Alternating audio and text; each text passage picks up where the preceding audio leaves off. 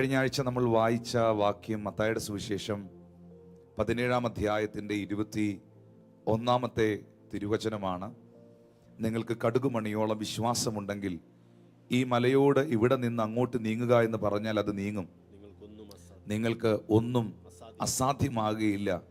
എങ്കിലും പ്രാർത്ഥനയാലും ഉപവാസത്താലും അല്ലാതെ ഈ ജാതി നീങ്ങിപ്പോകുന്നില്ല എന്ന് ഞാൻ സത്യമായിട്ട് നിങ്ങളോട് പറയുന്നു എന്ന് പറഞ്ഞു. നമ്മൾ ഈ വായിച്ച വാക്യത്തിന് നമ്മൾ കൊടുത്ത അല്ലെങ്കിൽ നമ്മൾ പറഞ്ഞ ഒരു പദമുണ്ട് ഈ 21-ാമത്തെ വാക്യത്തിനകത്ത്. അതിങ്ങനെയാണ്: ഉപവസിക്കുക, പ്രാർത്ഥിക്കുക, വിശ്വാസം പറയുക, നിങ്ങൾക്ക് ഒന്നും അസാധ്യമാകുകയില്ല. ഞാൻ ഈ പറഞ്ഞ ഇത്രയും പദങ്ങളും ആ ഒരു വാക്യത്തിൽ നിങ്ങൾക്ക് കാണുവാൻ കഴിയും. നമ്മൾ വായിച്ചത് നിങ്ങൾക്ക് കടുകുമണിയോളം വിശ്വാസമുണ്ടെങ്കിൽ ഈ മലയോട് ഇവിടെ നിന്ന് അങ്ങോട്ട് നീങ്ങുക എന്ന് പറഞ്ഞാൽ അത് നീങ്ങും. നിങ്ങൾക്കൊന്നും അസാധ്യമാകുകയില്ല. എങ്കിലും പ്രാർത്ഥനയാലും ഉപവാസത്താലും അല്ലാതെ ഈ ജാതി നീങ്ങിപ്പോകുന്നില്ല എന്നുള്ളതാണ്. അപ്പോൾ അതിനകത്ത് ഞാൻ ഈ പറഞ്ഞ ഇത്രയും വാക്കുകൾ നിങ്ങൾക്ക് വാചകങ്ങൾ ശ്രദ്ധിക്കാൻ പറ്റും. ഉപവസിക്കുക, പ്രാർത്ഥിക്കുക, വിശ്വാസം പറയുക, നിങ്ങൾക്ക് ഒന്നും അസാധ്യമാകുകയില്ല. ഹല്ലേലൂയ. നമ്മളെപ്പോഴും കേട്ടിട്ടുണ്ട്, for nothing is impossible with God. ദൈവത്തിന് ഒന്നും അസാധ്യമാകത്തില്ല, അസാധ്യമല്ല. അതേ ദൈവം നമ്മളോട് പറയുകയാണ്, നിങ്ങൾക്കും ഒന്നും അസാധ്യമാകുകയില്ല. നിങ്ങളുടെ ജീവിതം ഒരു അത്ഭുതമായി തീരുന്ന ഒരനുഭവം നിങ്ങൾക്ക് ഈ പറയപ്പെട്ട ഈ വചനം ഒന്ന് ശ്രദ്ധിച്ചേറ്റെടുത്താൽ ഉണ്ടാകും എന്നുള്ളതാണ് സത്യം.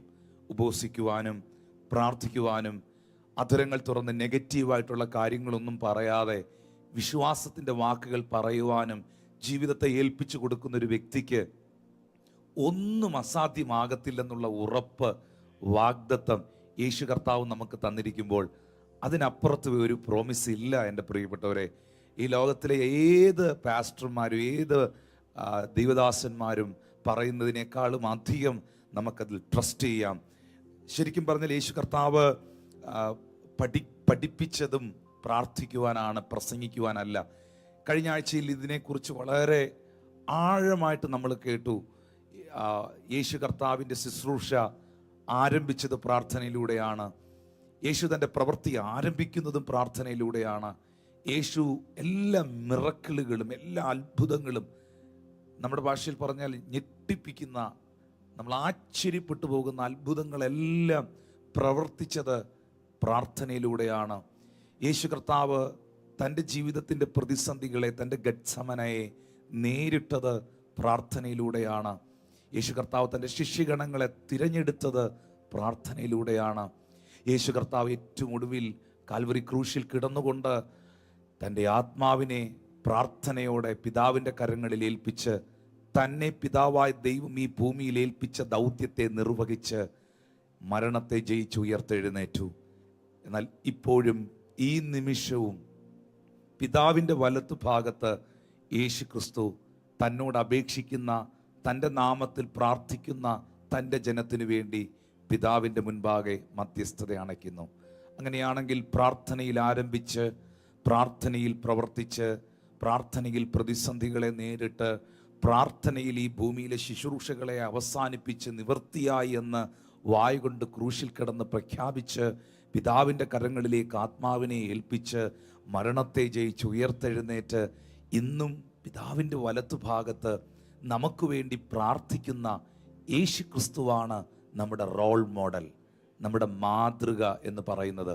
പ്രയർ ലൈഫിന്, പ്രാർത്ഥനാ ജീവിതത്തിന് എത്രത്തോളം പ്രാധാന്യതയുണ്ട് എന്ന് പഠിക്കുവാൻ ഒരു പക്ഷേ 100 കണക്കിന് പുസ്തകങ്ങൾ റെഫർ ചെയ്യണമെന്നില്ല, ഒത്തിരി ബുക്കുകൾ മേടിച്ച് വായിക്കണമെന്നില്ല. യേശുവിലേക്ക് നിങ്ങൾ നോക്കുക. എബ്രായർ 12:1 എഴുതിയിരിക്കുന്ന പോലെ വിശ്വാസത്തിൻ്റെ നായകനും പൂർത്തീകരിക്കുന്നവനുമാകുന്ന യേശുവിനെ നിങ്ങൾ നോക്കുക. എബ്രായർ 3:1 വായിക്കുന്നത് പോലെ ആ വിശുദ്ധ സഹോദരന്മാരെ, സ്വർഗീയ വിളിക്ക് ഓഹരിക്കാരായുള്ളവരെ, നിങ്ങൾ യേശുവിനെ ശ്രദ്ധിച്ചു നോക്കുക. നിങ്ങൾ യേശുവിനെ നോക്കിയാൽ, നിങ്ങൾ യേശുവിനെ ശ്രദ്ധിച്ചു നോക്കിയാൽ ഈ പ്രാർത്ഥനയുടെ അനുഭവങ്ങൾ നമുക്ക് യേശു കർത്താവിൽ കാണാൻ കഴിയുന്നു. കഴിഞ്ഞ ആഴ്ചയിൽ എടുത്ത ഭാഗത്തിലേക്ക് പോകുവാൻ ഞാൻ ആഗ്രഹിക്കുന്നില്ല. ഏറ്റവും ഒടുവിൽ നമ്മൾ പറഞ്ഞത് വിശ്വാസത്തോടെയുള്ള പ്രാർത്ഥനയെക്കുറിച്ചാണ്. വിശ്വാസത്തോടുകൂടിയ പ്രാർത്ഥന, ആ ഭാഗം പറഞ്ഞാണ് നമ്മൾ ലാസ്റ്റ് സൺഡേയിലെ സർവീസ് അവസാനിപ്പിച്ചത്. എന്നാൽ ഇന്ന് ഈ പകലിൽ ഞാൻ നിങ്ങളോട് സംസാരിക്കുവാൻ ദൈവം ഏൽപ്പിച്ച സന്ദേശം, നിങ്ങളുടെ പ്രാർത്ഥനകൾക്ക് നിങ്ങളുടെ സ്ഥിതികളെ മാറ്റുവാൻ കഴിയും എന്നുള്ളതാണ്. Your prayer can change your situations. നിങ്ങളുടെ പ്രാർത്ഥനകൾക്ക് നിങ്ങളുടെ അവസ്ഥകളെ മാറ്റാൻ കഴിയും. എത്ര പേര് അതിനൊരു ആമീൻ പറയും? ഈ ലോകത്തിലെ യാതൊരു കാര്യങ്ങൾക്കും നമ്മളാകുന്ന വ്യക്തിയെയും നമ്മുടെ സാഹചര്യങ്ങളെയും മാറ്റുവാൻ കഴിയുകയില്ല. പക്ഷേ നമ്മുടെ ജീവിതത്തെയും നമ്മുടെ സാഹചര്യങ്ങളെയും മുഴുവനായി മാറ്റുവാൻ, ഒരു വലിയ മാറ്റം വരുത്തുവാൻ പ്രാർത്ഥനയ്ക്ക് സാധ്യമാണ്. വായിക്കാം സങ്കീർത്തന പുസ്തകം 14 അധ്യായം 7 വാക്യം. സിയോനിൽ നിന്ന് ഇസ്രായേലിന്റെ രക്ഷ വന്നെങ്കിൽ. വായിച്ചോ പാസ്റ്ററെ. സിയോനിൽ നിന്ന് ഇസ്രായേലിന്റെ രക്ഷ വന്നെങ്കിൽ, യഹോവ തന്റെ ജനത്തിന്റെ സ്ഥിതി മാറ്റുമ്പോൾ യാക്കോബ് സന്തോഷിക്കുകയും ഇസ്രായേൽ ആനന്ദിക്കുകയും ചെയ്യും. സിയോനിൽ നിന്ന് ഇസ്രായേലിന്റെ രക്ഷ വന്നെങ്കിൽ, യഹോവ തന്റെ ജനത്തിന്റെ സ്ഥിതി മാറ്റുമ്പോൾ. ഇന്ന് സർവീസ് വാച്ച് ചെയ്തുകൊണ്ടിരിക്കുന്ന എല്ലാ പ്രിയപ്പെട്ടവരും, എൻ്റെ വാത്സല്യ സഹോദരങ്ങളും, വായ്കൾ തുറന്ന്, അധരങ്ങൾ തുറന്നു പറയുക, ദൈവം സ്ഥിതികളെ മാറ്റുമ്പോൾ. അപ്പോൾ അതിനകത്തുനിന്ന് നമുക്ക് വ്യക്തമാകുന്നു, നമ്മുടെ കർത്താവിന് തൻ്റെ ജനത്തിൻ്റെ സ്ഥിതിയെ മാറ്റാൻ കഴിയും. ഈ പറയപ്പെടുന്ന വാക്കുകളെല്ലാം ഒന്ന് ശ്രദ്ധിക്കണം. ദൈവത്തിന് ആരുടെ സ്ഥിതിയാണ് മാറ്റാൻ കഴിയുന്നത്? നമ്മൾ ഈ വർഷം കേട്ടതുപോലെ, നീതിമാൻ പന പോലെ തഴയ്ക്കും, അവൻ ലെബനോനിലെ ദേവദാരു പോലെ വളരും. മനസ്സിലാകുന്നുണ്ടല്ലോ?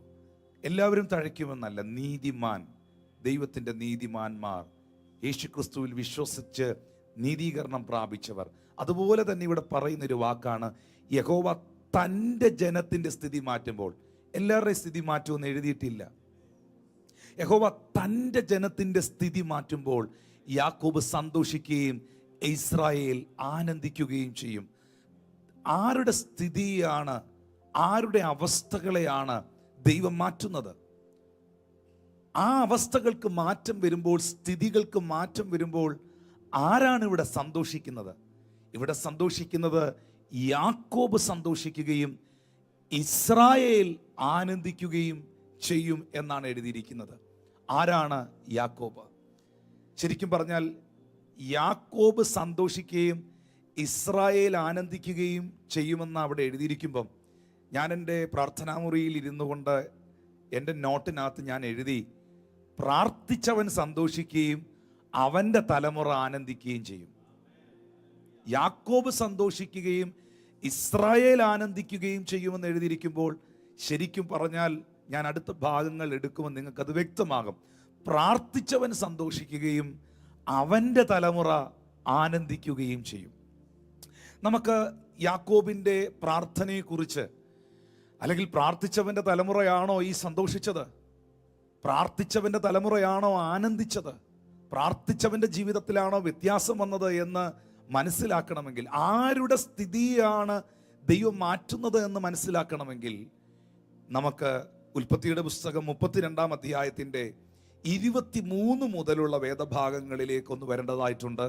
ഇന്നത്തെ ഈ സർവീസ് വാച്ച് ചെയ്യുന്ന നിങ്ങൾ ഓരോരുത്തരോടും ഈ ഭാഗങ്ങളിൽ നിന്നൊക്കെ കർത്താവ് സംസാരിക്കട്ടെ എന്ന് ഞാൻ ദൈവത്തോട് പ്രാർത്ഥിക്കുന്നു. കർത്താവിൻ്റെ അഭിഷിക്തൻ ദയവായിട്ട് ആ ഭാഗം ഒന്ന് വായിക്കാം. അങ്ങനെ അവൻ അവരെ കൂട്ടി ആറ്റിനക്കരെ കടത്തി, തനിക്കുള്ളതൊക്കെയും അക്കരെ കടത്തിയ ശേഷം യാക്കോബ് തനിയെ ശേഷിച്ചു. അപ്പോൾ ഒരു പുരുഷൻ ഉഷസ്സാകുവോളം അവനോട് മല്ലു പിടിച്ചു. അവനെ ജയിക്കുകയില്ല എന്ന് കണ്ടപ്പോൾ അവൻ അവൻ്റെ തുടയുടെ തടം തൊട്ടു. ആകിയാൽ അവനോട് മല്ലു പിടിക്കുകയും യാക്കോബിൻ്റെ തുടയുടെ തടം ഉളുക്കിപ്പോയി.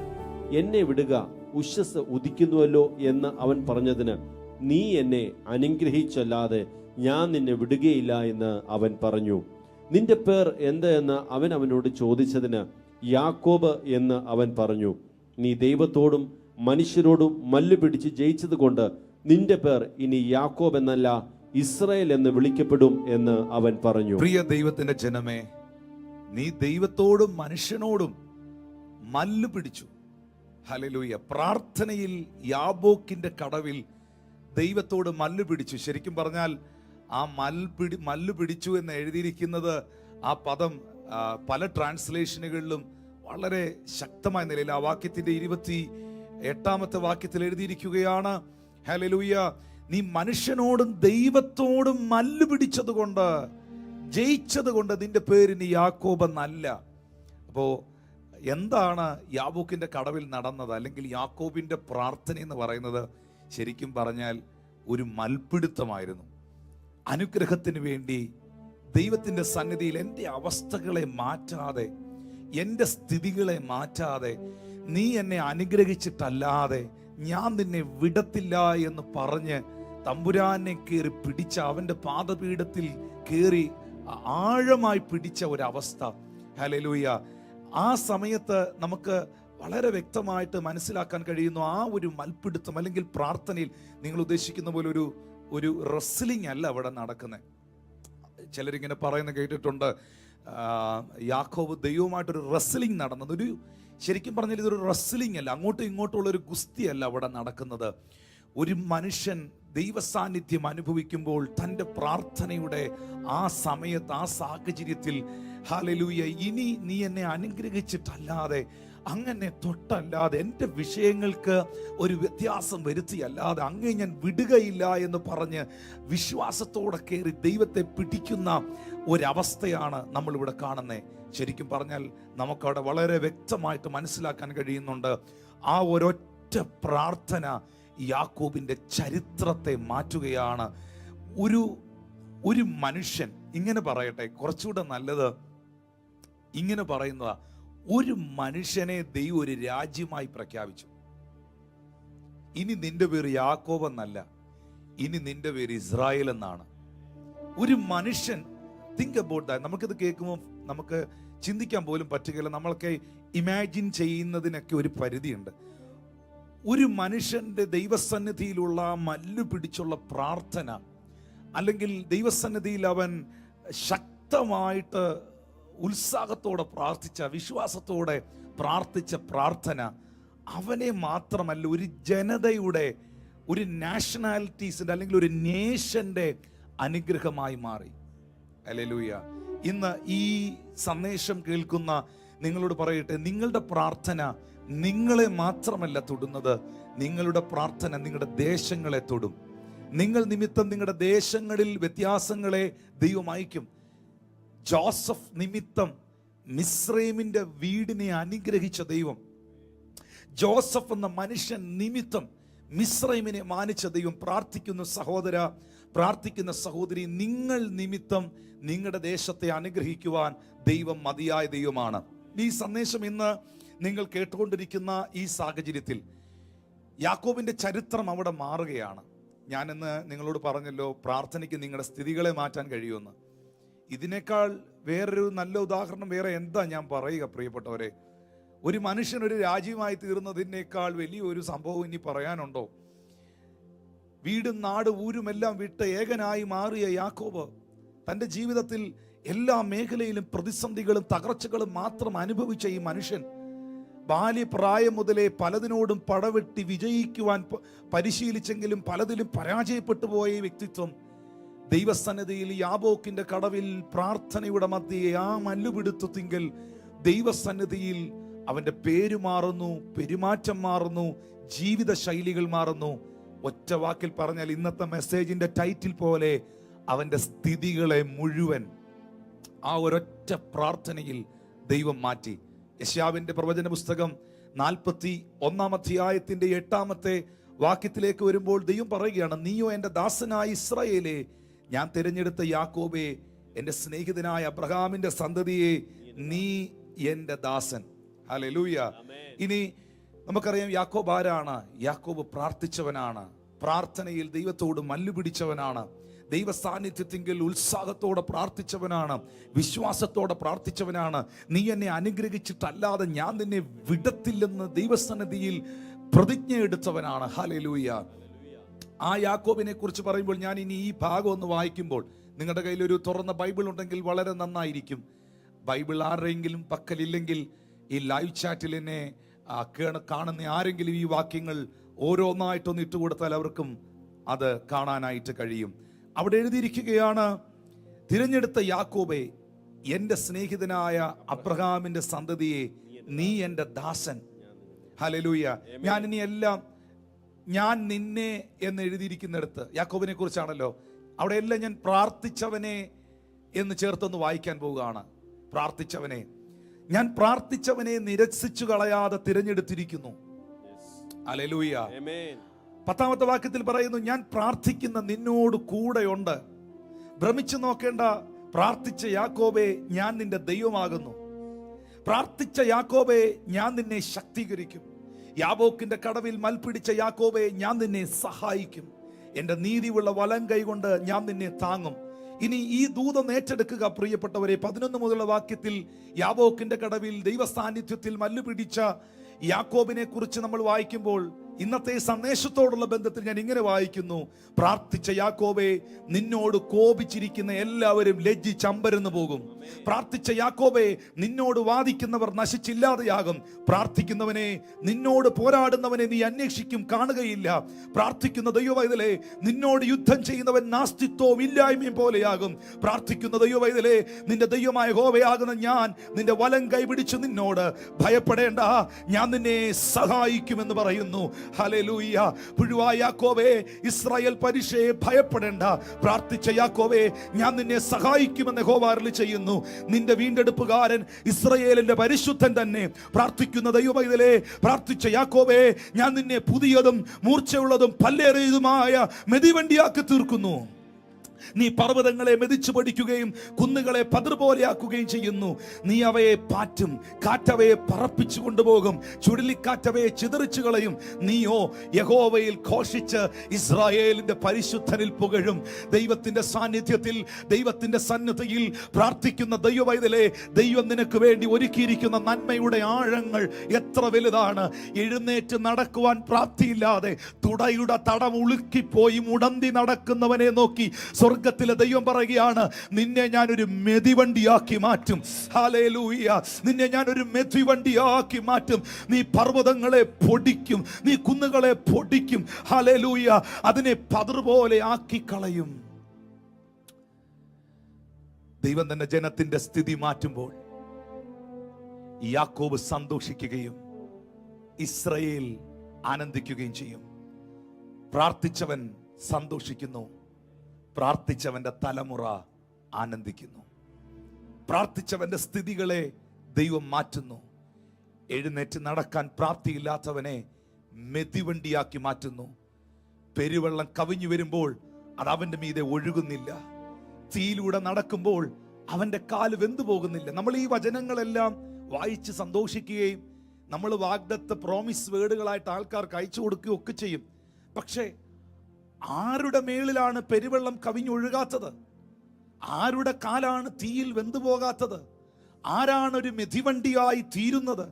ആരാണ് ഇസ്രായേലിന്റെ യഹോവയിൽ ഘോഷിച്ച് ഉല്ലസിച്ച് പുകഴുന്നത്? ആരോട് പോരാടുന്നവരാണ് ഇല്ലാതെയാകുന്നത്? ആരോട് യുദ്ധം ചെയ്യുന്നവരാണ് നാസ്തിത്വവും ഇല്ലായ്മയുമാകുന്നത്? ആരെ നോക്കിയാണ് ദൈവം ഭയപ്പെടേണ്ട, ഞാൻ നിന്നോട് കൂടെയുണ്ട്, ഞാൻ നിന്നെ ശക്തീകരിക്കും, ഞാൻ നിന്നെ സഹായിക്കും, എൻ്റെ നീതിയുള്ള വലം കൈ കൊണ്ട് നിന്നെ താങ്ങുമെന്ന് പറഞ്ഞത് ആരോടാണ്?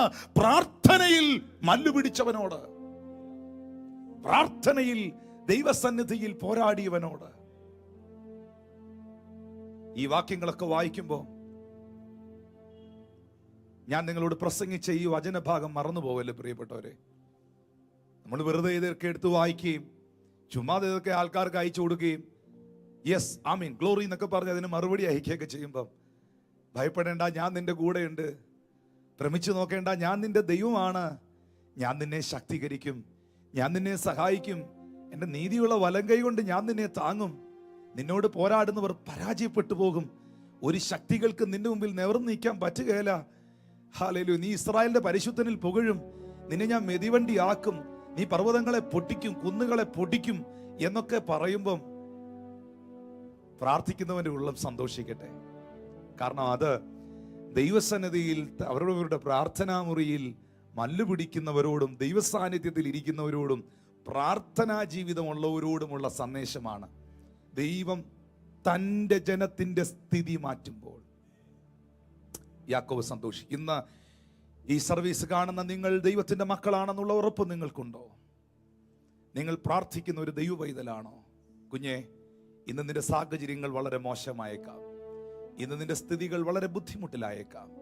പക്ഷെ ദൈവം നിന്നോട് പറയുന്നു, അവന് നിന്റെ സ്ഥിതികളെ മാറ്റാൻ കഴിയും. അവന് ദേശത്തിൻ്റെ സ്ഥിതികളെ മാറ്റാൻ കഴിയും.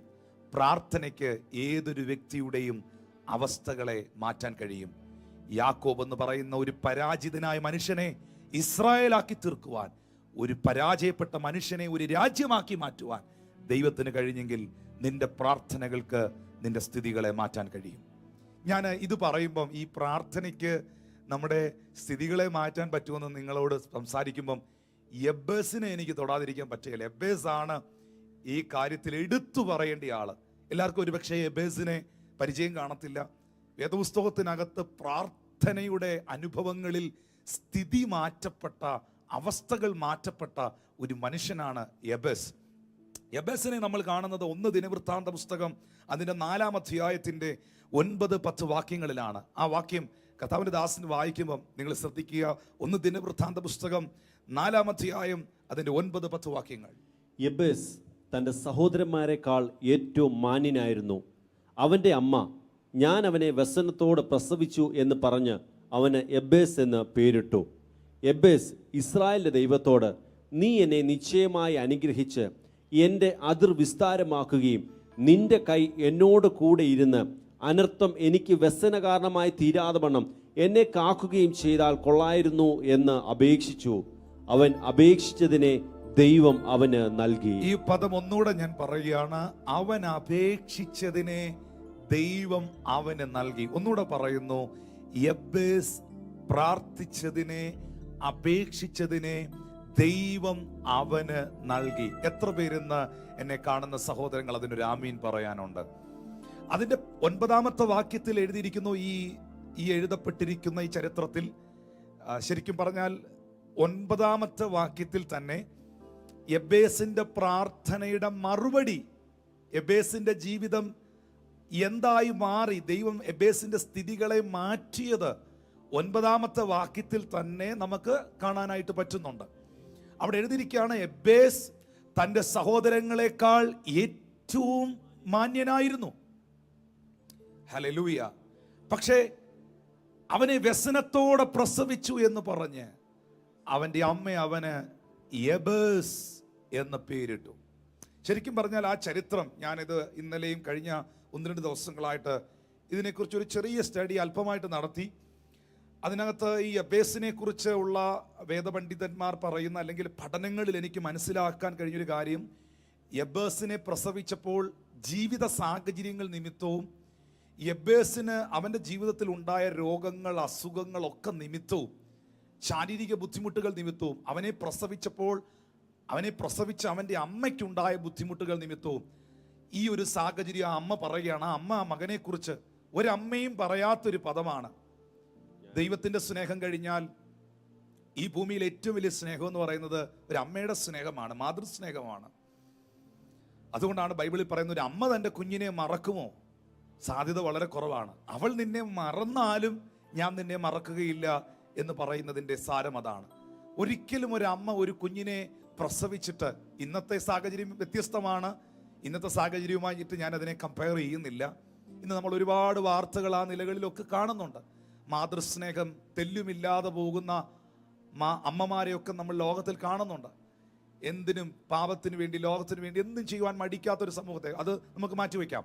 പക്ഷേ സാധാരണ നിലയിൽ 100-ൽ 98% അല്ലെങ്കിൽ 99% ഒരമ്മ എന്ന് പറയുന്നത് നല്ല വാക്കുകൾ കുഞ്ഞുങ്ങളെ നോക്കി പറയുന്നവരാണ്. ആ ജനിച്ച കുഞ്ഞ് ഏറ്റവും നന്നായിരിക്കണം, ഏറ്റവും നന്നായിട്ട് പഠിക്കണം, ഏറ്റവും നല്ല നിലയിൽ എത്തണമെന്ന് ആഗ്രഹിക്കുന്ന ഒരു വ്യക്തിത്വമാണ് ഒരു അമ്മയെന്ന് പറയുന്നത്. പക്ഷെ ഈ അമ്മ, യബ്ബേസിന്റെ അമ്മ പറയുകയാണ്, ഞാൻ അവനെ വ്യസനത്തോടെ പ്രസവിച്ചു എന്ന് പറഞ്ഞ് അവന് വ്യസനപുത്രൻ എന്ന് പേരിട്ടു. യബ്ബേസ് എന്ന വാക്കിന്റെ അർത്ഥമെന്ന് പറയുന്നത് ഈ മേക്ക് സോറോഫുൾ എന്നാണ്.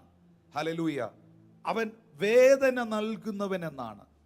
സോറോ, ദുഃഖം നൽകുന്നവൻ, വേദന നൽകുന്നവൻ എന്നാണ്. കാരണം അത്രേ വേദോസ്തവത്തിൽ എഴുതിയിട്ടുള്ളെങ്കിലും പിന്നത്തേതിലുള്ള സ്റ്റഡിയിൽ എനിക്ക് മനസ്സിലായത് ഈ എബേസ് എപ്പോഴും ശാരീരിക ബുദ്ധിമുട്ടുള്ളവനും രോഗമുള്ളവനും, ഈ ശരിക്കും പറഞ്ഞാൽ നമ്മുടെ ആൾക്കാർക്ക് പറഞ്ഞ് മനസ്സിലാക്കണമെങ്കിൽ അവൻ ജനിച്ചതിന് ശേഷം ശരിക്കും ആ വീട്ടിലും ആ അമ്മയ്ക്കും എല്ലാം ഭയങ്കര പരാജയങ്ങൾ മാത്രമായിരുന്നു.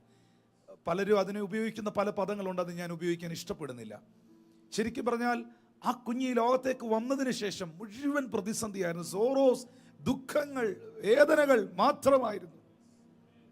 പക്ഷേ ഇവിടെ നമുക്ക് കാണാൻ കഴിയുന്നുണ്ട് അതിന്റെ 10-ാമത്തെ വാക്യത്തിൽ എബേസ് ദൈവത്തോട് പ്രാർത്ഥിച്ചു, ദൈവമേ നീ എന്നെ നിശ്ചയമായും അനുഗ്രഹിച്ച് എൻ്റെ അതിർ വിസ്താരമാക്കുക, എൻ്റെ ടെറിട്ടറി എൻലാർജ് ചെയ്യുകയും എൻ്റെ അതിർ വിസ്താരമാക്കുകയും നിന്റെ കൈ എന്നോട് കൂടെ ഇരുന്ന് അനർത്ഥം, കാരണം വേദപണ്ഡിതന്മാർ പറയുന്നത് എന്നും രോഗം, എന്നും കഷ്ടത, എന്നും പ്രതിസന്ധി, എബേസിന്റെ ജീവിതത്തിൽ എന്നും തകർച്ചകൾ, അനർത്ഥം എനിക്ക് വ്യസന കാരണമായി തീരാതെ വണ്ണം എന്നെ കാക്കുകയും ചെയ്താൽ കൊള്ളാമായിരുന്നു അപേക്ഷിച്ചു. അവൻ അപേക്ഷിച്ചതിനെ ദൈവം അവന് നൽകി എന്ന് 10-ാമത്തെ വാക്യത്തിൽ എഴുതിയിരിക്കുമ്പോൾ ശരിക്കും പറഞ്ഞാൽ 9-ാമത്തെ വാക്യം 9-ാമത്തെ വചനത്തിന്റെ 1-ാമത്തെ ഭാഗം, പ്രാരംഭ ഭാഗമാണ് ആ പ്രാർത്ഥനയുടെ മറുപടി എന്ന് പറയുന്നത്. എബേസ് തന്റെ സഹോദരന്മാരെക്കാൾ ഏറ്റവും മാന്യനായി തീർന്നു. അപ്പോൾ ഇന്നത്തെ സന്ദേശം എന്താണ്? പ്രാർത്ഥന നിങ്ങളുടെ സാഹചര്യങ്ങളെ, അവസ്ഥകളെ മാറ്റും എന്നല്ലേ? എബേസിന്റെ ചരിത്രം ഇനഫ് അല്ലേ?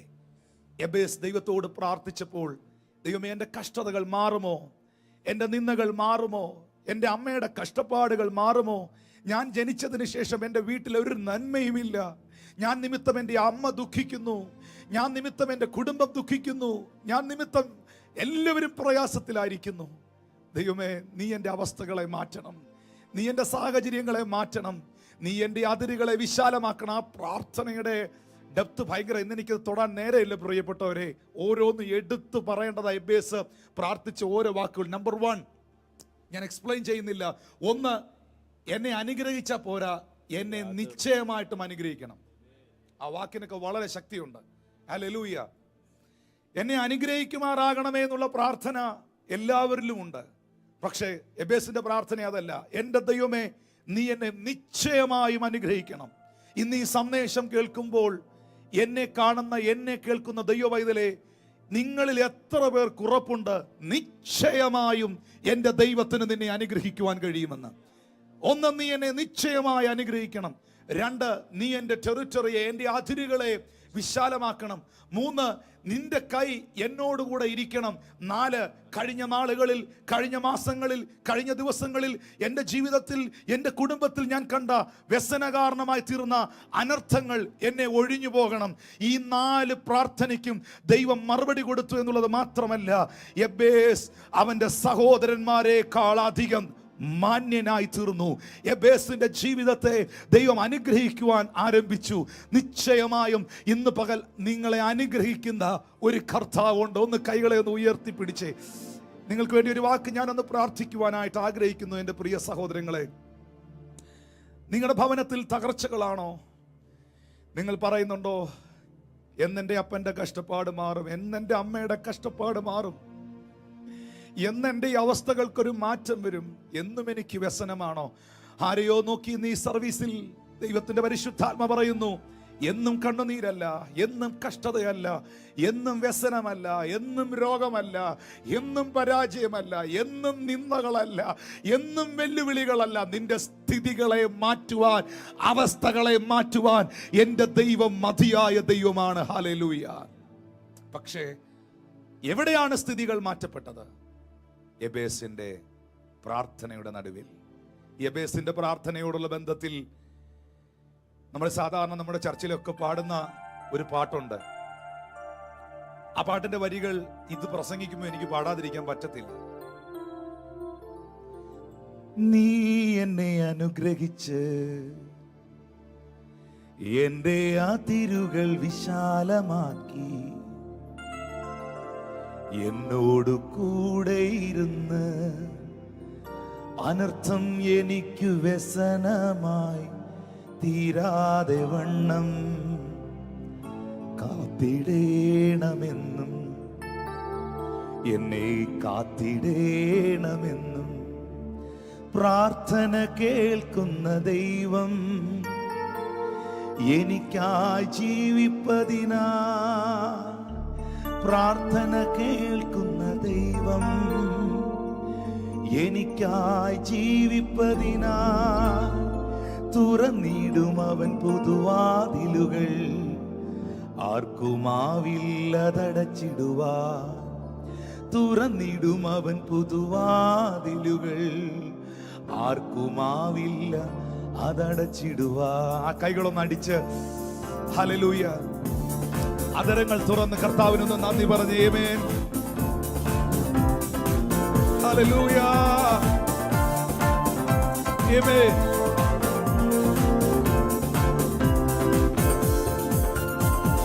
ഹൃദയങ്ങൾ അറിയുന്ന നാഥൻ നൽകിയിടും ആവശ്യമെല്ലാം.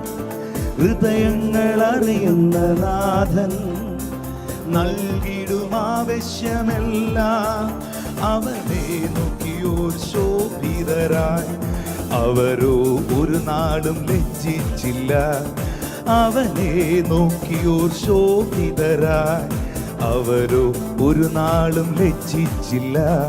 നീ എന്നെ അനുഗ്രഹിച്ച് എന്റെ അതിരുകൾ വിശാലമാക്കി. നീ എന്നെ അനുഗ്രഹിച്ച് എന്റെ അതിരുകൾ വിശാലമാക്കി. എന്നോട് കൂടെ ഇരുന്ന് അനർത്ഥം എനിക്കു വ്യസനമായി തീരാതെ വണ്ണം കാത്തിടേണമെന്നും എന്നെ കാത്തിടേണമെന്നും.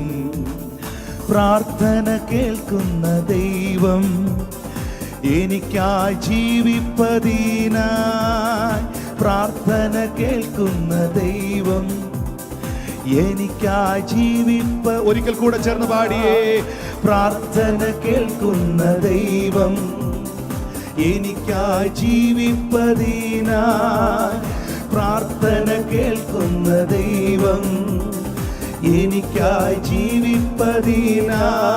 തുറന്നിടും അവൻ പുതുവാതിലുകൾ, ആർക്കുമാവില്ലതടച്ചിടുവാൻ. തുറന്നിടും അവൻ പുതുവാതിലുകൾ, ആർക്കുമാവില്ലതടച്ചിടുവാൻ.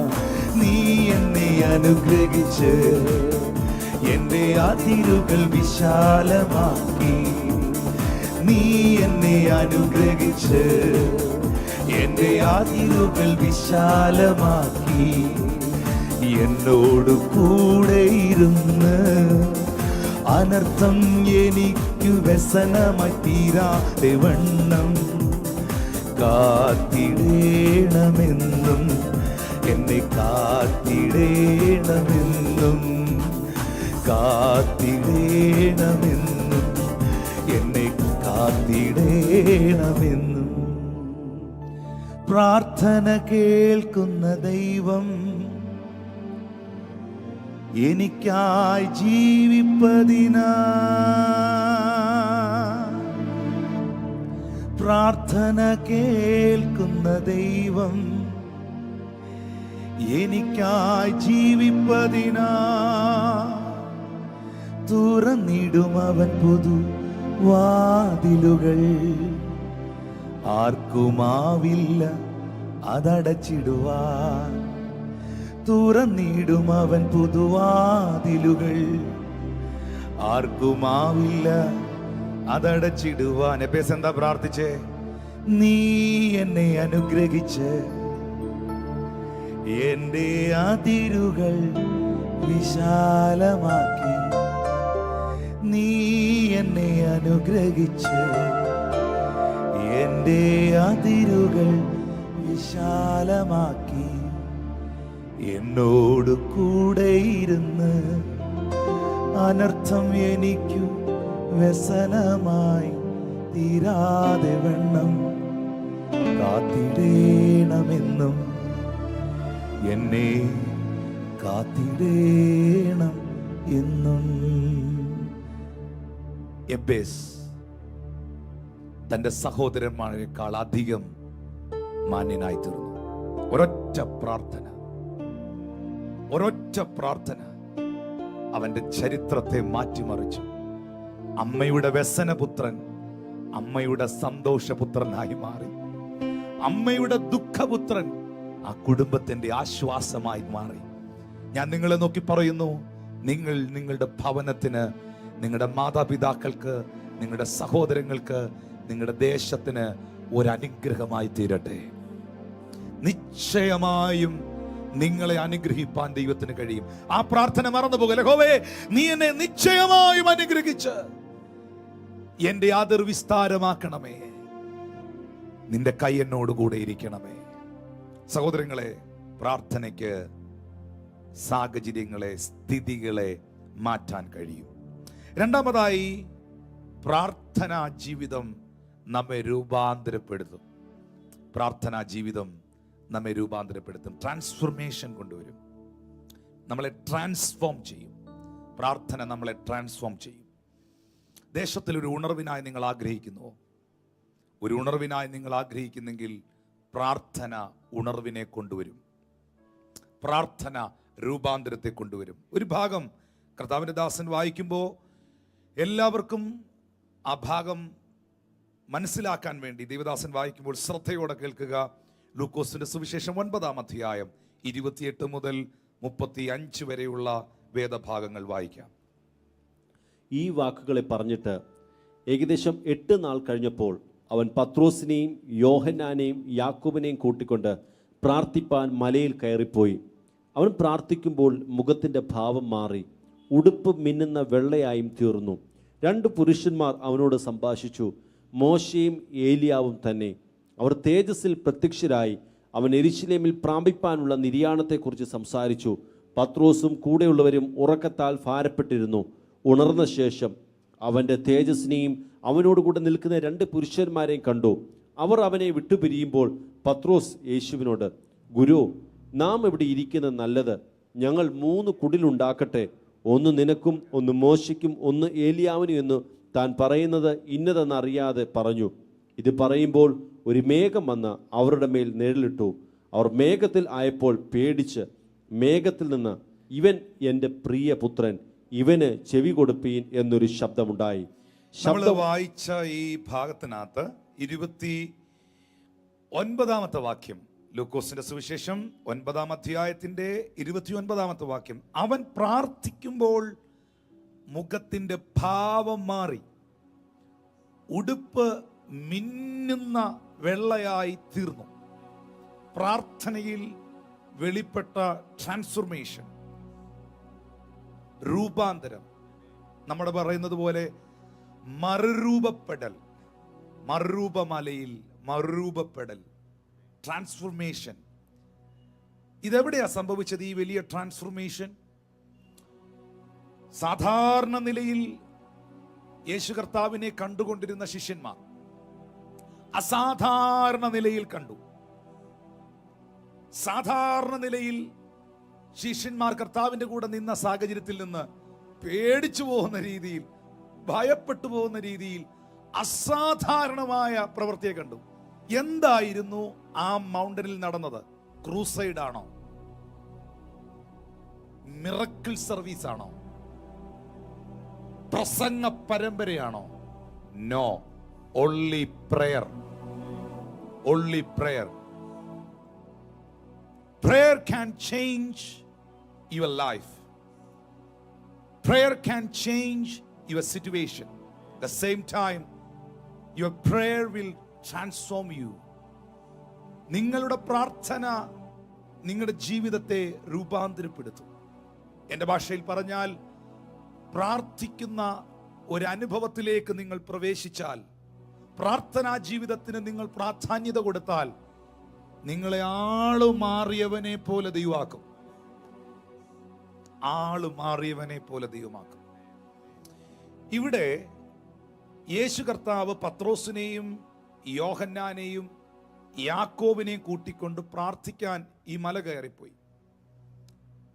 സുവിശേഷത്തിൽ തന്നെ മത്തായിയുടെ സുവിശേഷം 17-ാം അധ്യായത്തിൽ ഏറ്റവും ഉയർന്ന മലയിലേക്ക് കൊണ്ടുപോയി എന്ന് രേഖപ്പെടുത്തിയിട്ടുണ്ട്. അതൊരു ഉയർന്ന മല തന്നെയായിരുന്നു. ഈ പ്രാർത്ഥനയുടെ ഉയർന്ന മല കയറുവാൻ ഈ 3 ശിഷ്യന്മാർക്ക് ആഹ്വാനം കൊടുത്തു. അപ്പോൾ നിങ്ങൾ മനസ്സിലാക്കണം, 12 പേരടങ്ങുന്ന ഒരു കൂട്ടം ശിഷ്യന്മാർ, 12 ഡിസൈപ്പിൾസ്. അതിനകത്തുനിന്ന് 3 പേരെ മാത്രം യേശു കർത്താവ് സെപ്പറേറ്റ് ചെയ്യുന്നു. എപ്പോഴും നമ്മൾ മനസ്സിലാക്കുക, പ്രാർത്ഥനയുടെ പ്രാധാന്യത ഏറ്റവും കൂടുതൽ പഠിക്കേണ്ടത് യേശു ക്രിസ്തുവിന്റെ ലൈഫിലൂടെയാണ് കേട്ടോ. ഈ 3 പേരെന്ന് പറയുന്നത് കർത്താവിന് പ്രിയപ്പെട്ട ശിഷ്യന്മാരാണ്. ബാക്കി 9 പേരെ പർവ്വതത്തിന്റെ താഴെ, ആ മൗണ്ടന്റെ താഴെ യേശു ആക്കിയിട്ട് നിർത്തിയിട്ട് ഇവരെയും കൂട്ടിക്കൊണ്ട് യേശു ഈ മൗണ്ടനിലേക്ക് കയറിപ്പോയി. ഏറ്റവും ഉയർന്ന മലയായിരുന്നു. നമ്മൾ ഈ താഴോട്ട് ഈ ഭാഗം വായിച്ചു വരുമ്പോൾ അതിൻ്റെ 37ാമത്തെ വാക്യത്തിൽ എഴുതിയിട്ടുണ്ട്, പിറ്റേന്നാൾ അവർ മലയിൽ നിന്ന് ഇറങ്ങുമ്പോൾ ബഹുപുരുഷാരം അവനെ എതിരേറ്റുന്നു. ഞായറാഴ്ച, എൻ്റെ ഭാഷയിൽ നിങ്ങൾക്ക് മനസ്സിലാകാൻ പറഞ്ഞിരുന്നത് ഞായറാഴ്ചയാണ്. ഇപ്പോൾ ഞായറാഴ്ച 12 മണി അടുപ്പിച്ച സമയമായി. ഞായറാഴ്ച പ്രഭാതത്തിൽ കയറിപ്പോയ കർത്താവ് തിങ്കളാഴ്ച വൈകുന്നേരം ഇറങ്ങി വന്നേ. അപ്പോ പ്രാർത്ഥനയുടെ ആ ഡെപ്തും അതിന് കൊടുത്ത ഇമ്പോർട്ടൻസും ഞാൻ പറഞ്ഞു. അതിന്റെ മുകളിൽ ഒരു മിറക്കിൾസും ഇല്ല, ഹീലിംഗ് മിനിസ്ട്രി ഇല്ല, വചനപ്രസംഗം ഇല്ല, ഒന്നും നടക്കുന്നില്ല. അവിടെ ഒറ്റ കാര്യം നടക്കുന്നുള്ളൂ, അത് പ്രാർത്ഥന മാത്രമാണ്. ആ പ്രാർത്ഥന കഴിഞ്ഞ് അവരിറങ്ങിപ്പോയത് നെക്സ്റ്റ് ഡേ ആണ്. ഞാൻ നിങ്ങളോട് കഴിഞ്ഞ ആഴ്ച പറഞ്ഞൊരു സ്റ്റേറ്റ്മെന്റ് ഉണ്ടല്ലോ, പല പ്രിയപ്പെട്ടവരും എന്നെ സ്നേഹിക്കുന്ന ചില ദൈവദാസന്മാരൊക്കെ എനിക്ക് ടെക്സ്റ്റ് മെസ്സേജ് അയച്ചിട്ട് പറഞ്ഞു അത് അവരുടെ ലൈഫിനെ ടച്ച് ചെയ്തെന്ന്. അതെന്നാന്ന് വെച്ചാൽ, ഈ ലോകത്തിൽ പ്രാർത്ഥന ആവശ്യമില്ലാത്ത ഒരാളുണ്ടെങ്കിൽ അത് യേശു മാത്രമാണ്. യേശു പറഞ്ഞിട്ടുണ്ടോ നിങ്ങൾ എല്ലാവരോടും എനിക്ക് വേണ്ടി പ്രാർത്ഥിക്കണമെന്ന്? പ്രാർത്ഥന ആവശ്യമില്ലാത്ത ഒരാളുണ്ടെങ്കിൽ യേശു ക്രിസ്തു മാത്രമാണ്.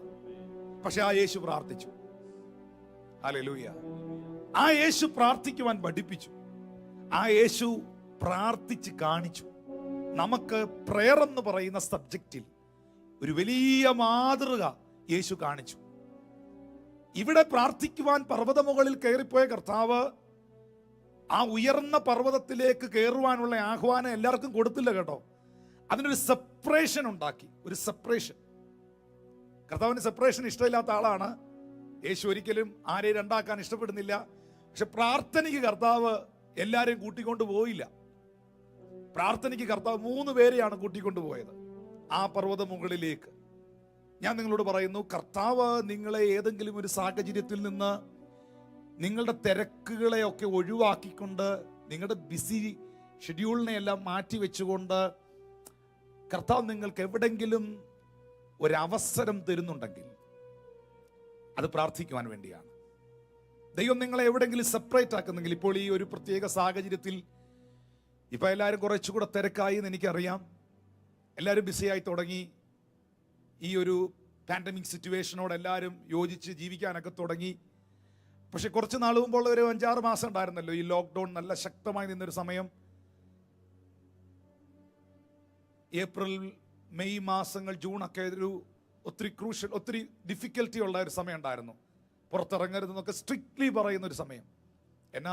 എന്നെ സംബന്ധിച്ച് എന്നാ നല്ല സമയമായിരുന്നു അറിയാതെ.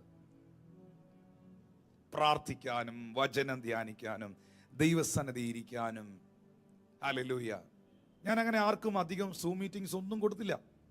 നമ്മുടെ ചർച്ചുകളുടെ മീറ്റിങ്ങുകൾ മാത്രം എടുത്ത്, എനിക്കറിയാം ദൈവം നമുക്ക് തരുന്ന സമയങ്ങൾ നമുക്ക് തക്കത്തിൽ ഉപയോഗപ്പെടുത്താൻ കഴിഞ്ഞാൽ അതൊരു വലിയ ബ്ലെസ്സിങ് ആണ്. സമയം തക്കത്തിൽ ഉപയോഗിക്കണമെന്ന് കർത്താവ് തന്നെ നമ്മളെ പഠിപ്പിച്ചിട്ടുണ്ട്. ഹല്ലേലൂയ.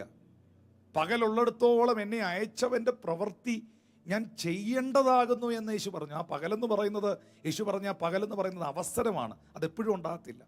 ദൈവം തരുന്ന അവസരങ്ങളെ ഉപയോഗിക്കുക.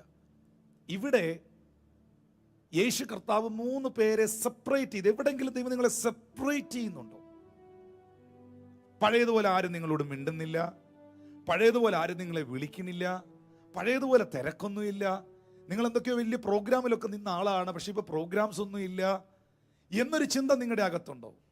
നിങ്ങൾ ചിന്തിക്കരുത് കർത്താവ് കൈവിട്ടാണെന്ന്. പ്രാർത്ഥിക്കാനും ദൈവസന്നിധി മാറിയിരിക്കാനും വചനം ധ്യാനിക്കാനും ഒക്കെ ദൈവം നിങ്ങൾക്ക് തന്നൊരവസരമാണത്. Hallelujah. Thank you Lord Jesus. പ്രിയപ്പെട്ടവരെ, ഈ പ്രാർത്ഥനയുടെ പർവ്വത മുകളിൽ യേശു കർത്താവ് കയറി ചെന്ന് പ്രാർത്ഥിക്കുവാൻ തുടങ്ങിയപ്പോൾ അവന്റെ മുഖത്തിന്റെ ഭാവം മാറി, രൂപം മാറി. മോശയും ഏലിയാവും അവിടെ പ്രത്യക്ഷമായി. ഇനി ഇവിടെ നിങ്ങൾ വെളിപ്പെട്ട് നിൽക്കുന്ന ആ 3 വ്യക്തിത്വങ്ങളെ നിങ്ങളൊന്ന് കാണണം.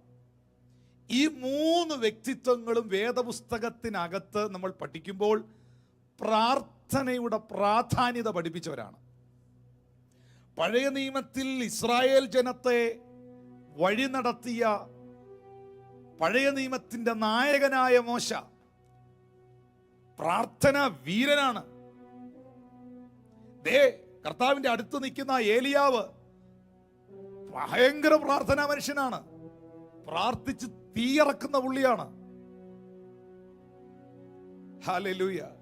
പുള്ളി പ്രാർത്ഥിച്ച മഴ പെയ്യും, പുള്ളി പ്രാർത്ഥിച്ച മഴ പെയ്യേല. മഴ പെയ്യരുതെന്ന് ഏലിയാവ് പറഞ്ഞ പിന്നെ മഴ പെയ്യില്ല. മഴ പെയ്യാൻ പറഞ്ഞാൽ മഴ പെയ്യും. ആ നിലയിൽ പ്രാർത്ഥനാ ജീവിതമുള്ള വ്യക്തിത്വമാണ് ഏലിയാവ് എന്ന പ്രവാചകൻ. മോശ നിങ്ങൾക്കറിയാം, പുള്ളി പ്രാർത്ഥിച്ച കടലൊക്കെ മാറിപ്പോവും. കടലമിഠായി കിട്ടുമെന്നല്ല, കടലൊക്കെ മാറിപ്പോവും. അതുപോലത്തെ പ്രാർത്ഥന ഉള്ള മനുഷ്യനാണ്. ഈ 3 ഫിഗർ ഒന്ന് ശ്രദ്ധിച്ചേ. യേശു, മോശ, ഏലിയാവ്. അവിടെ പ്രാർത്ഥനയുടെ ഒരു ഫ്രെയിമാണ് നിങ്ങൾ കാണുന്നത്. നല്ലൊരു ഫ്രെയിം. ഹല്ലേലൂയ. ഇവർ 3 ഒന്നിച്ച് നിൽക്കുകയാണ്. പത്രോസ് ഉറങ്ങുകയായിരുന്നു. പത്രോസും യാക്കോബും യോഹന്നാനും ഉറങ്ങിപ്പോയി. കാരണം ഈ ഉയർന്ന മല ചവിട്ടിക്കേറി അവര് ടയർഡായിപ്പോയി, ക്ഷീണിച്ചു പോയി. പലപ്പോഴും ഇവർ ഉറങ്ങിയിട്ടുണ്ട്. ഞാൻ കഴിഞ്ഞ ആഴ്ച പറഞ്ഞു, ദൈവം പ്രാർത്ഥിക്കാൻ അവസരം തരുമ്പം പ്രാർത്ഥിക്കേണ്ട സമയത്ത് പ്രാർത്ഥിക്കാതെ പ്രാർത്ഥനാ സമയത്ത് ഉറങ്ങുന്നവൻ പിന്നത്തേതിൽ ഉറങ്ങാൻ പ്രാർത്ഥിക്കേണ്ടി വരുമെന്ന്. ഞാൻ വെറുതെ പറഞ്ഞല്ലോ കേട്ടോ. ഗെത്സമന തോട്ടത്തിൽ യേശു കർത്താവ് പ്രാർത്ഥിക്കുന്ന സമയത്ത് പത്രോസും കൂടെ പ്രാർത്ഥിക്കേണ്ടിയായിരുന്നു. അവരെയും പ്രാർത്ഥിക്കാനാണ് വിളിച്ചോണ്ട് പോയെ. പക്ഷെ അവർ പ്രാർത്ഥിച്ചില്ല, കിടന്നുറങ്ങി. സത്യം പറഞ്ഞ അന്ന് രാത്രി പ്രാർത്ഥിക്കേണ്ട സമയത്ത് പ്രാർത്ഥിക്കേണ്ട പത്രോസ് ഉറങ്ങി. പിന്നെ അവൻ കുറേ നാൾ ഉറങ്ങിയില്ല. മനസ്സിലാവുന്ന ഞാനീ പറയുന്നത്. പ്രാർത്ഥിക്കേണ്ട സമയത്ത് പ്രാർത്ഥിക്കേണ്ട പത്രോസ് ഉറങ്ങി. പിന്നെ അടുത്ത നെക്സ്റ്റ് ഡേ മുതൽ പുള്ളി ഉറക്കമില്ലാത്ത രാത്രികളായിരുന്നു മുഴുവൻ. ഞാൻ അങ്ങോട്ടും പോണില്ല. സഹോദരങ്ങളെ, ആ ഉറക്കത്തിന്റെ ഇടയിൽ പത്രോസ് കണ്ണു തുറന്ന് നോക്കിയപ്പോൾ കാണുന്ന കാഴ്ച തേജസ്സിൽ നിൽക്കുന്ന കർത്താവിനെയാണ്. തേജസ്സോടെ നിൽക്കുന്ന ദൈവത്തെയാണ്. ഞാൻ പറയട്ടെ, ഒരു സാധാരണ പർവ്വതം തേജസ് ഇറങ്ങിയ പർവ്വതമായി മാറി. ഒരാത്മീയ സന്ദേശം പ്രാർത്ഥിക്കുന്ന, ദേശത്തിന് വേണ്ടി, കുടുംബങ്ങൾക്ക് വേണ്ടിയൊക്കെ ഇടിവിൽ നിൽക്കുന്ന വ്യക്തികളോട് പറയട്ടെ, ആ ഒരു സ്ഥലത്തിന്റെ അവസ്ഥകൾ മുഴുവൻ മാറുക. ഞങ്ങൾ ഇവിടെ തന്നെയാണോ വന്നതെന്ന് ചിന്തിക്കുമാറ് ഇവരങ്ങ് മേഘത്തിനകത്തായി. ഒരു ചുറ്റും നോക്ക, ഇതെവിടെയാ ഞങ്ങളെന്ന് ചോദിക്കുന്ന രീതിയിലായിപ്പോയി ആ സ്ഥലം. പ്രാർത്ഥന സ്ഥലത്തിന്റെ അവസ്ഥകളെ മാറ്റുന്നു. പ്രാർത്ഥന സാഹചര്യങ്ങളെ മാറ്റുന്നു. പ്രാർത്ഥന രൂപാന്തരപ്പെടുത്തുന്നു. പ്രാർത്ഥന തേജസ്സിനെ കൊണ്ടുവരുന്നു. പ്രാർത്ഥന ദൈവത്തിന്റെ മഹത്വത്തെ വെളിപ്പെടുത്തുന്നു. ആമേൻ. താഴേക്ക് വായിക്കുമ്പോൾ നമുക്കറിയാം, ആ ദൈവമഹത്വത്തിന്റെ നേർക്കാഴ്ച കണ്ട പത്രോസ് പറയുകയാണ്, 3 കുടിലുണ്ടാക്കട്ടെ, ഒന്ന് മോശയ്ക്കും, ഒന്ന് ഏലിയാവിനും, ഒന്ന് നിനക്കും. ഇവിടെ ഇരിക്കുന്നത് നല്ലത്. പ്രാർത്ഥനയുടെ അറ്റ്മോസ്ഫിയറിൽ ദൈവമഹത്വത്തിനകത്തിരിക്കുന്നത് എത്ര ശക്തമാണ്, എത്ര അനുഗ്രഹമാണ്. എല്ലാം മറന്നു പത്രോസ്. താഴെ നിൽക്കുന്ന 9 കൂട്ടുകാരെ, ശിഷ്യന്മാരെ മറന്നു. പത്രോസിന് അമ്മായിയമ്മയുണ്ടെന്നാ ബൈബിളിൽ എഴുതിയിരിക്കുന്നത്. അങ്ങനെയാണെങ്കിൽ ഭാര്യയുണ്ട്. ഭാര്യയും അമ്മായിയമ്മയും കുടുംബത്തെയൊക്കെ മറന്നു, എല്ലാം മറന്നു. പത്രോസ് പറയുകയാണ്, 3 കുടിലുണ്ടാക്കട്ടെ, നമുക്ക് വീട് കെട്ടി ഇവിടെ അങ്ങ് പാർക്കാം. കാരണം ഇവിടുന്ന് ഇറങ്ങിപ്പോകാൻ തോന്നുന്നില്ല. നമ്മൾ പറയത്തില്ലേ, പ്രാർത്ഥന നിർത്താൻ തോന്നുന്നില്ല, ചർച്ചയിൽ നിന്ന് പോകാൻ തോന്നുന്നില്ല, ആ സ്ഥലത്ത് നിന്ന് അങ്ങോട്ട് മൂവ് ചെയ്യാൻ തോന്നുന്നില്ല. കാരണം ദൈവ സാന്നിധ്യം നമുക്ക് തരുന്ന ആ ഒരു സന്തോഷം, ദൈവ സാന്നിധ്യം നമ്മളെ റിഫ്രഷ് ചെയ്യുന്ന പോലെ. നിങ്ങൾ ഇനി എന്നൊക്കെ കണ്ടാലും എന്തൊക്കെ കേട്ടാലും, എത്ര എന്റർടൈൻമെന്റ് പ്രോഗ്രാമുകൾ നിങ്ങൾ വാച്ച് ചെയ്താലും, ദൈവ സാന്നിധ്യം നിങ്ങൾക്ക് തരുന്ന സന്തോഷം, ദൈവ സാന്നിധ്യം നിങ്ങൾക്ക് തരുന്ന സ്വാതന്ത്ര്യം, ദൈവ സാന്നിധ്യം നിങ്ങൾക്ക് തരുന്ന വിടുതൽ ഈ ലോകത്തിലെ ഒന്നിനും യാതൊന്നിനും തരുവാൻ കഴിയത്തില്ല. ഞാൻ കഴിഞ്ഞ ദിവസം ഒരു ഷോർട്ട് മെസ്സേജ് എടുത്തപ്പോൾ മീഡിയയിലുള്ള കുഞ്ഞുങ്ങളത് ഷൂട്ട് ചെയ്യാൻ വന്നപ്പോൾ ഞാൻ പറഞ്ഞ ഒരു പദമുണ്ട്. പാസ്കൽ എന്ന് പറയുന്ന പ്രസിദ്ധനായ ഒരു മനുഷ്യൻ പറഞ്ഞ ഒരു പദമാണ്: എല്ലാ മനുഷ്യന്റെയും ജീവിതത്തിൽ ഒരു വലിയ ശൂന്യതയുണ്ട്, ദൈവത്തിന്റെ ആകൃതിയിലുള്ള ഒരു ശൂന്യത. ആ ശൂന്യത മാറ്റാൻ പണത്തിനോ വ്യക്തികൾക്കോ പദവികൾക്കോ പൊന്നിനോ പ്രതാപത്തിനോ ഒന്നും പറ്റില്ല. ആ ശൂന്യത മാറ്റാൻ അവിടേക്ക് ദൈവം കയറി വരണം. ദൈവം അവിടേക്ക് വന്നാൽ മാത്രമേ നിന്റെ ജീവിതത്തിൽ, നിന്റെ അകത്ത് ദൈവത്തിന്റെ ആകൃതിയിലുള്ള ശൂന്യത മാറത്തുള്ളൂ. പ്രാർത്ഥനയ്ക്ക് മാത്രമേ നിങ്ങളെ രൂപാന്തരപ്പെടുത്താൻ കഴിയുകയുള്ളൂ. ഇവിടെ ഇതാ ആ പ്രാർത്ഥനയുടെ പർവ്വത മുകളിൽ നിന്ന് ശിഷ്യന്മാർ ആ മലയിൽ നിന്ന് എതിരേറ്റ് വരുമ്പോൾ തൊട്ട് താഴെ കാണുന്ന ഒരു സംഭവം കൂടെ പറയാം. അത് കേൾക്കുമ്പോൾ ചിലരുടെ ജീവിതത്തിൽ ഒരു ദൈവപ്രവൃത്തി ഉണ്ടാകാൻ വേണ്ടി 37 മുതൽ എന്ന് വായിച്ചേ.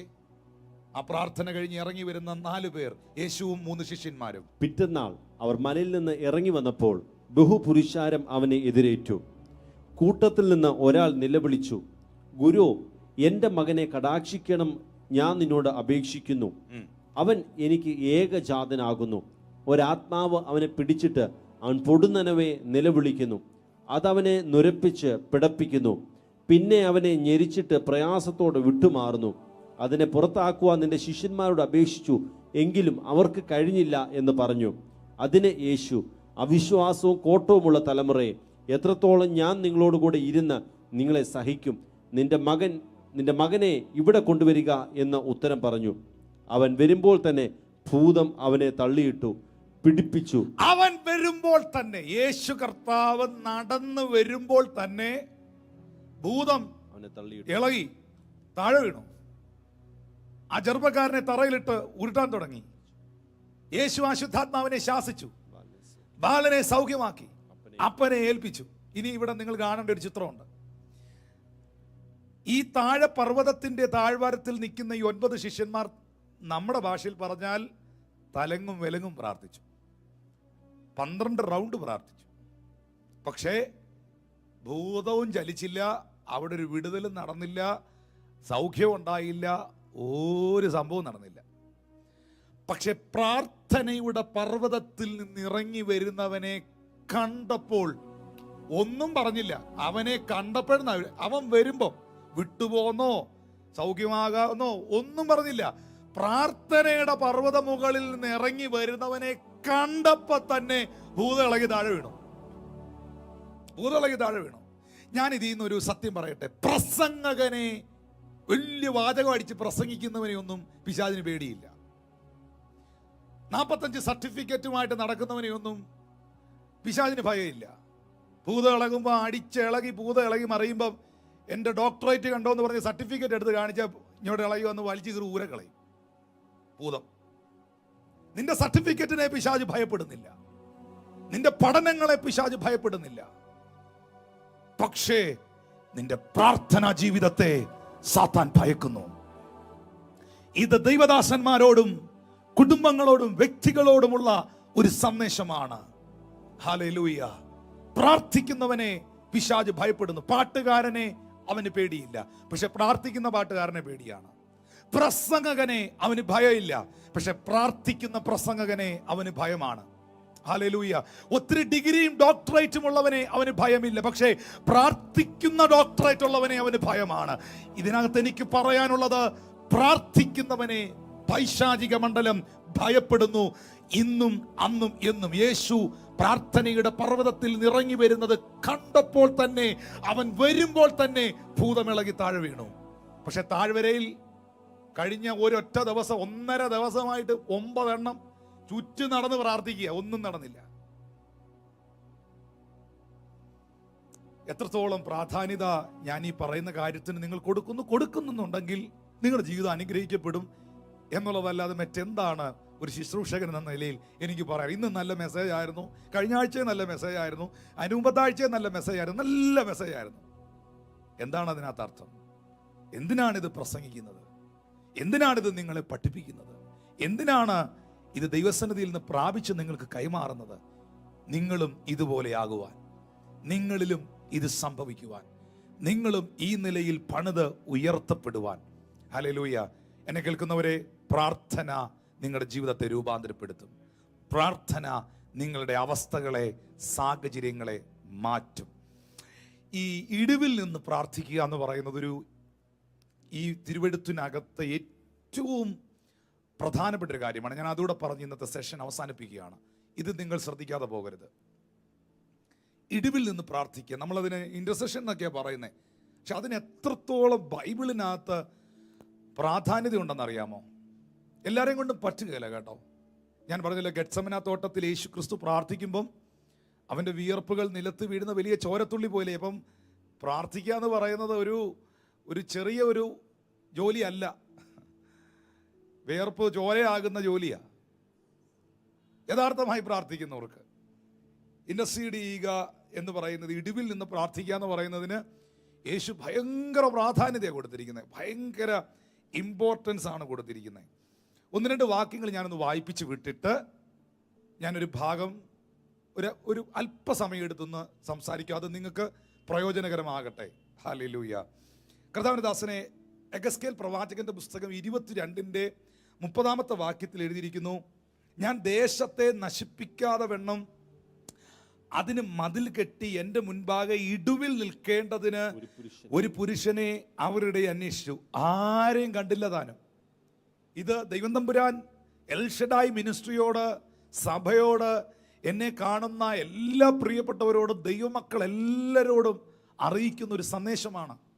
ദൈവം പറയുകയാണ്, ഞാൻ ദേശത്തെ നശിപ്പിക്കാതെ വണ്ണം അതിന് മതിൽ കെട്ടി എൻ്റെ മുൻപാകെ ഇടുവിൽ നിൽക്കേണ്ടതിന് ഒരു പുരുഷനെ ഞാൻ അവരുടെ ഇടയിൽ അന്വേഷിച്ചു, ആരെയും കണ്ടില്ല.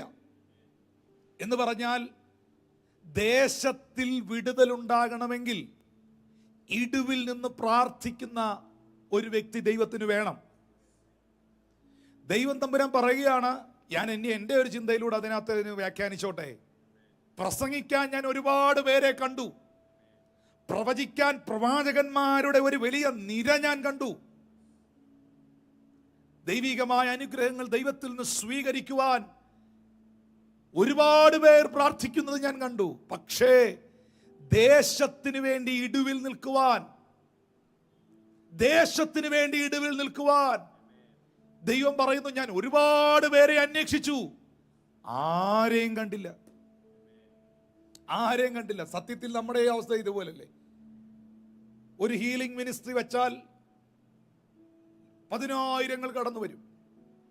നാളെ നിങ്ങളുടെ നടുവിൽ വലിയ അത്ഭുതങ്ങൾ കർത്താവ് ചെയ്യുന്നു എന്ന് നമ്മൾ വിശ്വസിച്ച് പ്രഖ്യാപിച്ചൊരു പ്രാർത്ഥന നടത്തിയാൽ അത്ഭുതങ്ങൾ പ്രാപിക്കാൻ വരട്ടെ. Something is better than nothing. എല്ലാവരും വരട്ടെ, ഒന്ന് പ്രാപിക്കട്ടെ. പക്ഷേ നമുക്കെല്ലാവരും കൂടെ ഒന്നിച്ച് നാളെ ഇരുന്നൊന്ന് പ്രാർത്ഥിക്കാം.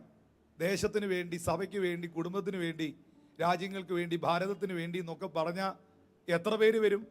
2020-ലും 2018-ലും 19 ചിന്തിച്ചു നോക്കി. അടുത്ത വർഷം കർത്താവ് നമുക്ക് തരുന്നെങ്കിൽ എത്ര പേര് വരും? അപ്പൊ ഇത് ഇന്നും ഇന്നലെയും തുടങ്ങിയ പ്രശ്നമല്ല. നമ്മുടെ കാലഘട്ടം നമ്മൾ വിചാരിച്ചു എല്ലാവരും ബിസി ആയതുകൊണ്ട് ഇത് ഭയങ്കര ബിസിയാ പാസ്റ്റർ എല്ലാവരും, അതുകൊണ്ട് ആരും വരാത്ത, ഇന്റർസെഷൻ വെച്ചാൽ പ്രാർത്ഥിക്കാനൊന്നും ആരും വരാത്തത്, എല്ലാവരും തിരക്കായോണ്ടാ, എല്ലാവരും ഭയങ്കര ബിസി ഇല്ലയോ എന്ന് അല്ല. എഗസ്കേൽ പ്രവാചകന്റെ കാലഘട്ടത്തിലെ ഇങ്ങനെ, എഗസ്കേൽ പ്രവാചകന്റെ കാലഘട്ടത്തിലെ ഇങ്ങനെ ദേശത്തിന് വേണ്ടി ഇടുവിൽ നിന്ന് പ്രാർത്ഥിക്കാൻ ദൈവം വളരെ അന്വേഷിച്ചു, ആരെയും കണ്ടില്ല. അപ്പോ ഇതിൽ നിന്നൊരു ആത്മീക സന്ദേശം പരിശുദ്ധാത്മാവ് ചിലരോട് പറയുന്നു, ദൈവം എല്ലാവരെയും അന്വേഷിക്കുന്നില്ല, ദൈവം ഇടുവിൽ നിന്ന് പ്രാർത്ഥിക്കുന്നവനെ അന്വേഷിക്കുന്നു. അവരെ നോക്കി ഞാൻ പറയുന്നു, you are very special, you are very special person. The kingdom of God, in front of God. ദൈവത്തിന്റെ മുൻപിൽ, ദൈവത്തിന്റെ രാജ്യത്തിൽ, ദേശത്തിനു വേണ്ടി, കുടുംബങ്ങൾക്ക് വേണ്ടി, രാജ്യത്തിനു വേണ്ടി, ഇടിവിൽ നിന്ന് പ്രാർത്ഥിക്കുന്നവൻ ദൈവത്തിന് വളരെ ഇമ്പോർട്ടൻ്റ് ആണ്. നെഹമ്യാവിൻ്റെ പ്രവചന പുസ്തകം വായിക്കുമ്പോൾ അതിൻ്റെ 1-ാം അധ്യായത്തിൻ്റെ 3 മുതൽ ഉള്ള ഭാഗങ്ങളിൽ യെരൂശലേമിൻ്റെ മതിൽ ഇടിഞ്ഞും അതിൻ്റെ വാതിലുകൾ തീവച്ചും നശിപ്പിച്ചിരിക്കുന്നു എന്ന വാർത്ത ജെരമ്യാ അറിഞ്ഞു. ദേശം അപമാനത്തിലും സംസ്ഥാനം മഹാകഷ്ടത്തിലുമാണെന്നറിഞ്ഞു. ഈ അറിവ് തനിക്ക് ലഭിച്ചപ്പോൾ അതിൻ്റെ 4-ാമത്തെ വാക്യത്തിൽ തിരുവെഴുത്തിൽ എഴുതിയിരിക്കുകയാണ്, ആ വർത്തമാനം കേട്ടപ്പോൾ ഞാൻ ഇരുന്ന് കരഞ്ഞു, കുറേ നാൾ ദുഃഖിച്ചും ഉപവസിച്ചും കൊണ്ട് സ്വർഗത്തിലെ ദൈവത്തോട് പ്രാർത്ഥിച്ചു. ഇവിടെ നെഹമ്യാ പ്രാർത്ഥിക്കുന്നത് തൻ്റെ രോഗസൗഖ്യത്തിന് വേണ്ടിയല്ല, തൻ്റെ കടഭാരത്തിൻ്റെ മാറ്റത്തിന് വേണ്ടിയിട്ടല്ല, തനിക്ക് പ്രത്യേകിച്ച് എന്തോ ലഭിക്കുവാൻ വേണ്ടിയല്ല. സംസ്ഥാനത്തിൻ്റെ പ്രതിസന്ധി മാറണം. ദൈവത്തിൻ്റെ നാമം മഹത്വപ്പെടേണ്ടടുത്ത് ദൈവനാമം ദുഷിക്കപ്പെടുന്ന അനുഭവങ്ങൾക്ക് വ്യത്യാസം ഉണ്ടാകണം. ദൈവപ്രവർത്തികൾ വെളിപ്പെടണം. ശത്രുവിൻ്റെ പ്രവർത്തികൾ അവസാനിക്കുവാൻ വേണ്ടി, ദേശത്തിനു വേണ്ടി നെഹമ്യാ ആ വർത്തമാനം, ആ ഇൻഫർമേഷൻ കേട്ടപ്പോൾ അവൻ ഇന്റർസെഷനിലേക്ക് ഇടിവിൽ നിന്ന് പ്രാർത്ഥിക്കുവാനായി, ഉപവസിച്ചുകൊണ്ട് പ്രാർത്ഥിക്കുവാനായി പ്രവേശിച്ചു. കർത്താവിന് വരവ് വൈകുന്നെങ്കിൽ നാളെ മുതൽ നമ്മുടെ ഉപവാസ പ്രാർത്ഥന ആരംഭിക്കുകയാണല്ലോ. ദേശത്തിന് വേണ്ടി, കുടുംബങ്ങൾക്ക് വേണ്ടി, രാജ്യത്തിന് വേണ്ടി ഒക്കെ ഇടിവിൽ നിന്ന് പ്രാർത്ഥിക്കുവാൻ ദൈവം നമുക്ക് അവസരങ്ങൾ നൽകട്ടെ എന്ന് ഞാനും ദൈവസന്നിധിയിൽ പ്രാർത്ഥിക്കുന്നു. എന്തിനാ ദൈവദാസനെ ഇടിവിൽ നിന്ന് പ്രാർത്ഥിക്കുന്നത്? 2 ദിനവൃത്താന്ത പുസ്തകം 6-ാം അധ്യായം 28 മുതലുള്ള വാക്യങ്ങളിൽ നമുക്കെല്ലാവർക്കും സുപരിചിതമാണ് ആ വാക്യം. അവിടെ എഴുതിയിരിക്കുന്നു, ദേശത്ത് ക്ഷാമമോ മഹാമാരിയോ വെൺകതിരോ വിഷമഞ്ഞോ വെട്ടിക്കിളിയോ തുള്ളൻ എന്നിവയോ ഉണ്ടായാൽ, അവരുടെ ശത്രുക്കൾ അവരുടെ പട്ടണത്തിൽ ദേശത്തിൽ അവരെ നീ നിരോധിച്ചാൽ, വല്ല വ്യാധിയോ വല്ല ദീനമോ ഉണ്ടായാൽ, ഇതെല്ലാം ശ്രദ്ധിക്കണം, വല്ല വ്യാധിയോ വല്ല ദീനമോ ഉണ്ടായാൽ, യാതൊരുത്തനെങ്കിലും നിന്റെ ജനമായ ഇസ്രായേൽ മുഴുവനെങ്കിലും വല്ല പ്രാർത്ഥനയും യാചനയും കഴിക്കുകയും ഓരോരുത്തൻ താൻ്റെ വ്യാധിയും ദുഃഖവും അറിഞ്ഞ് ആലയത്തിലേക്ക് തിരിഞ്ഞ് കൈമലർത്തുകയും ചെയ്താൽ, 30-ാമത്തെ വാക്യത്തിൽ സ്വർഗത്തിലെ ദൈവം പറയുന്നു, നിന്റെ വാസസ്ഥലമായ സ്വർഗത്തിൽ നിന്ന് അവൻ കേട്ട് ക്ഷമിക്കുകയും, അടുത്ത വാക്യങ്ങളിൽ രേഖപ്പെടുത്തിയിരിക്കുന്നത്, ഞങ്ങളുടെ പിതാക്കന്മാർക്ക് കൊടുത്ത ദേശത്ത് അവർ ജീവിച്ചിരിക്കുന്ന കാലത്തൊക്കെയും നിന്റെ വീഥികളിൽ നടപ്പാൻ തക്കവണ്ണം നിന്നെ ഭയപ്പെടുത്തേണ്ടതിന്, ഹല്ലേലൂയ, നീ ഓരോരുത്തൻ ഹൃദയം അറിയുന്നത് പോലെ ഓരോരുത്തൻ അവനവനെ നടപ്പ് പോലൊക്കെയും നൽകുകയും ചെയ്യണമേ. താഴേക്ക് വായിക്കുമ്പോൾ എഴുതിയിരിക്കുന്നു, ഏമേൻ, ദേശത്തിന് വേണ്ടി നിങ്ങൾ ഇടിവിൽ നിന്ന് പ്രാർത്ഥിക്കുന്ന സാഹചര്യത്തിൽ ദൈവം അവരുടെ പാപങ്ങളെ ക്ഷമിച്ച് അവരുടെ ദേശത്തിന് സൗഖ്യം വരുത്തും. ഇവിടെ ദിനവൃത്താന്ത പുസ്തകം 2 ദിനവൃത്താന്തം 6:28 എഴുതിയിരിക്കുകയാണ്, എന്തെങ്കിലും പ്രതിസന്ധികൾ, രോഗങ്ങൾ, മഹാവ്യാധികൾ വരുമ്പോൾ അങ്ങോട്ടും ഇങ്ങോട്ടും എല്ലാവരും കൂടെ കളിയാക്കുക, അങ്ങോട്ടും ഇങ്ങോട്ടും എല്ലാവരും പരിഹസിക്കുക, അങ്ങോട്ടും ഇങ്ങോട്ടും എല്ലാവരും കൂടെ പരാജയത്തിന്റെ വാക്കുകൾ പറയുക എന്നല്ല എഴുതിയിരിക്കുന്നത്.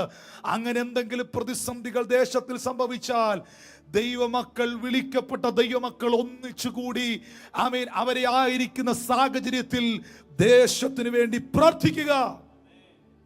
പ്രിയപ്പെട്ടവരെ, ഇടിവിൽ നിന്ന് പ്രാർത്ഥിക്കുവാൻ ദൈവം ചിലരെ അന്വേഷിക്കുന്നു. എന്താണ് അതിന്റെ കാരണം? ആർക്ക് വേണ്ടി പ്രാർത്ഥിക്കണം? 1 തീമോഥെയോസിന്റെ ലേഖനം 2-ാം അധ്യായം 1 മുതലുള്ള ഭാഗങ്ങളിൽ എഴുതിയിരിക്കുന്നു. അതിന്റെ 3 മുതലുള്ള വാക്യം വായിക്കാം. ദൈവദാസനെ ആ ഭാഗം ഒന്ന് എടുക്കണം. 1 തീമോഥെയോസ് 2:1 മുതൽ ഞാൻ അതിന്റെ 3 മുതലുള്ള വാക്യങ്ങളൊന്ന് വായിക്കുകയാണ്. അത് നമ്മുടെ രക്ഷിതാവായ ദൈവസന്നിധിയിൽ നല്ലതും പ്രസാദകരമാകുന്നു. എല്ലാവർക്കും ദൈവത്തെ പ്രസാദിപ്പിക്കാൻ ഇഷ്ടമല്ലേ? ദൈവം പ്രസാദിക്കണ്ടേ? പ്രിയപ്പെട്ടവരെ, ദൈവമക്കളെ, നിങ്ങളിൽ ദൈവം പ്രസാദിക്കണ്ടേ? എന്താണ് ദൈവത്തിന് പ്രസാദകരം? എന്താണ് ദൈവത്തിന്റെ സന്നിധിയിൽ നല്ലതെന്ന് എഴുതിയിരിക്കുന്നത്? 1 മുതൽ വായിച്ചേ. എന്നാൽ സകല മനുഷ്യർക്കും നാം സർവഭക്തിയോടും കനത്തോടും കൂടെ സാവധാനതയും സ്വസ്ഥതയുമുള്ള ജീവനം കഴിക്കേണ്ടതിന്, വിശേഷാൽ രാജാക്കന്മാർക്കും സകല അധികാരസ്ഥന്മാർക്കും വേണ്ടി യാചനയും പ്രാർത്ഥനയും പക്ഷപാതവും സ്തോത്രവും ചെയ്യണമെന്ന്. വിശേഷാൽ രാജാക്കന്മാർക്ക് വേണ്ടി, നമ്മളുടെ ഭരണകർത്താക്കന്മാർക്ക് വേണ്ടി, നമ്മളെ നയിക്കുന്ന അധികാരസ്ഥർ, അത് ഗവൺമെന്റ് തലത്തിലുള്ള അധികാരസ്ഥർ, സഭയോടുള്ള ബന്ധത്തിൽ സഭയെ നയിക്കുന്നവർ, ഇവർക്കൊക്കെ വേണ്ടി യാചനയും പ്രാർത്ഥനയും പക്ഷപാതവും, ഇത് മൂന്ന് തലങ്ങളാ പ്രാർത്ഥനയുടെ. സ്തോത്രവും ചെയ്യണമെന്ന് ഞാൻ സകലത്തിനു മുൻപേ, എല്ലാം ചെയ്യുന്നതിന് മുമ്പ്, വലിയ പെന്തിക്കോസ് നാളിൽ മുൻമഴ പെയ്ച്ചാന്നൊക്കെയുള്ള പാട്ടൊക്കെ പാടുന്നതിന് മുമ്പ്, പ്രൈസ് ഗോഡ്, വലിയ ആരാധനകളൊക്കെ നടത്തുന്നതിന് മുൻപ്, സകലതും ചെയ്യുന്നതിന് മുൻപ്, സകലത്തിനു മുൻപേ ഞാൻ പ്രബോധിപ്പിക്കുകയാണ്. ദേശത്തിന് വേണ്ടി, രാജാക്കന്മാർക്ക് വേണ്ടി, അധികാരസ്ഥർക്ക് വേണ്ടി, നിങ്ങൾക്ക് മീതെയുള്ളവർക്ക് വേണ്ടി പക്ഷപാതവും സ്തോത്രം ചെയ്യുക, പ്രാർത്ഥിക്കുക. ഇപ്പോഴും ഈ പ്രാർത്ഥന നടന്നുകൊണ്ടിരിക്കുമ്പോൾ, ഇത് പറഞ്ഞുകൊണ്ടിരിക്കുമ്പം കറിക്കരിയുന്നവരുണ്ട്. ഇപ്പൊ അത് അരിഞ്ഞവർ താഴെ വെച്ചു. ഇപ്പൊ ഇത് പറഞ്ഞുകൊണ്ടിരിക്കുമ്പോഴും ഭക്ഷണം കഴിച്ചുകൊണ്ടിരിക്കുന്നവരുണ്ട്. ഈ ലൈവ് ഇപ്പോൾ 12:30 അടുത്ത സമയമായി. ഭയങ്കര പ്രാർത്ഥനയുടെ ഇടിവിൽ നിന്നുള്ള പ്രാർത്ഥനയുടെ കാര്യം പറഞ്ഞുകൊണ്ടിരിക്കുമ്പോഴും ഇപ്പോഴും അവിടെ പല പല കാര്യങ്ങൾ ചെയ്ത് ഇരിക്കുന്നവരുണ്ട്.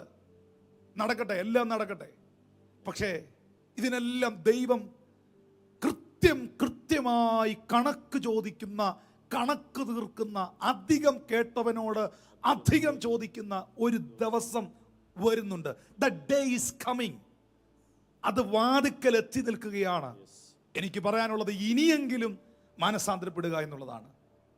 ഇത്രയുമൊക്കെ ആയിട്ടും നമുക്ക് മാനസാന്തരപ്പെടാൻ ദൈവഭയം ഇല്ലാതായി പോയെങ്കിൽ, ഇത്രയുമൊക്കെ ആയിട്ടും ശരിക്കും പറഞ്ഞാൽ ഈ ഒരു പ്രത്യേക സാഹചര്യത്തിൽ ദൈവം ആരെന്ന് ലോകം അറിഞ്ഞുകൊണ്ടിരിക്കുക. മനുഷ്യ, നീ എത്ര കഴിവുള്ളവനെങ്കിലും, നീ എത്ര ശക്തനെങ്കിലും, നീ എത്ര മിടുക്കനെങ്കിലും, നിനക്ക് എത്ര ശാസ്ത്ര സാങ്കേതിക മികവുകളും തികവുകളും ഉണ്ടെങ്കിലും, നത്തിങ് യു ആർ എന്നുള്ള കാര്യം ലോകത്തിന് ദൈവം വെളിപ്പെടുത്തിക്കൊണ്ടിരിക്കുന്ന ഈ കാലഘട്ടത്തിലെങ്കിലും, സ്തോത്രം, മടങ്ങി വന്നില്ലെങ്കിൽ എനിക്കറിയില്ല പ്രിയപ്പെട്ടവരെ എന്നാ മടങ്ങി വരുന്നതെന്ന്. എന്താണ് രക്ഷിതാവായ ദൈവത്തിന്റെ സന്നിധിയിൽ പ്രസാദം? താഴോട്ടൊന്ന് വായിക്കാം. അത് നമ്മുടെ രക്ഷിതാവായ ദൈവത്തിന്റെ സന്നിധിയിൽ നല്ലതും പ്രസാദകരവുമാകുന്നു. എന്ത്? രണ്ടാം വാക്യം. വിശേഷാൽ രാജാക്കന്മാർക്കും സകല അധികാരസ്ഥന്മാർക്കും വേണ്ടി യാചനയും പ്രാർത്ഥനയും പക്ഷപാതവും സ്തോത്രം ചെയ്യണം. നാലാം വാക്യം.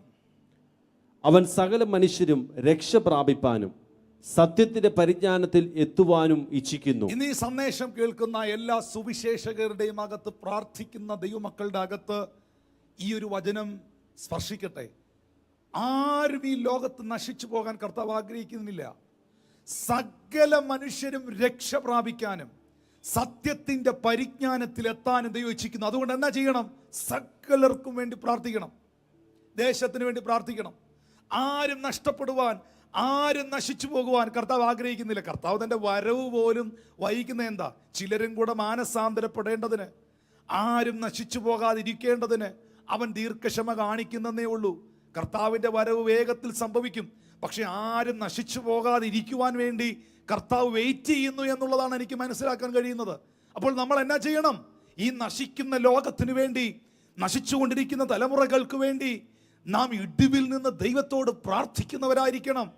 ദേശത്തിന് വേണ്ടി പ്രാർത്ഥിക്കണം, രാജ്യങ്ങൾക്ക് വേണ്ടി പ്രാർത്ഥിക്കണം. ഹല്ലേലൂയ. യോഹന്നാൻ 3:16 പറയുന്നു, തന്റെ ഏകജാതനായ പുത്രനിൽ വിശ്വസിക്കുന്ന ഏവനും നശിച്ചു പോകാതെ നിത്യജീവൻ പ്രാപിക്കേണ്ടതിന് അവനെ നൽകുവാൻ തക്കവണ്ണം ഈ ലോകത്തെ സ്നേഹിച്ചു. ആരും നശിച്ചു പോകരുത് എന്ന് പറഞ്ഞേ. ആരും നശിച്ചു പോകരുത്. എല്ലാവരും രക്ഷിക്കപ്പെടണം. എല്ലാവരും സത്യത്തിന്റെ പരിജ്ഞാനം പ്രാപിക്കണം. സകല മനുഷ്യരും, പറഞ്ഞേ, സകല മനുഷ്യരും. നിങ്ങളുടെ കുടുംബത്തിലുള്ളവർ, നിങ്ങളുടെ ദേശത്തിലുള്ളവർ, നിങ്ങളുടെ ബന്ധുമിത്രാദികൾ, സകല മനുഷ്യരും ഇത് പ്രാപിക്കണം. ആമേൻ.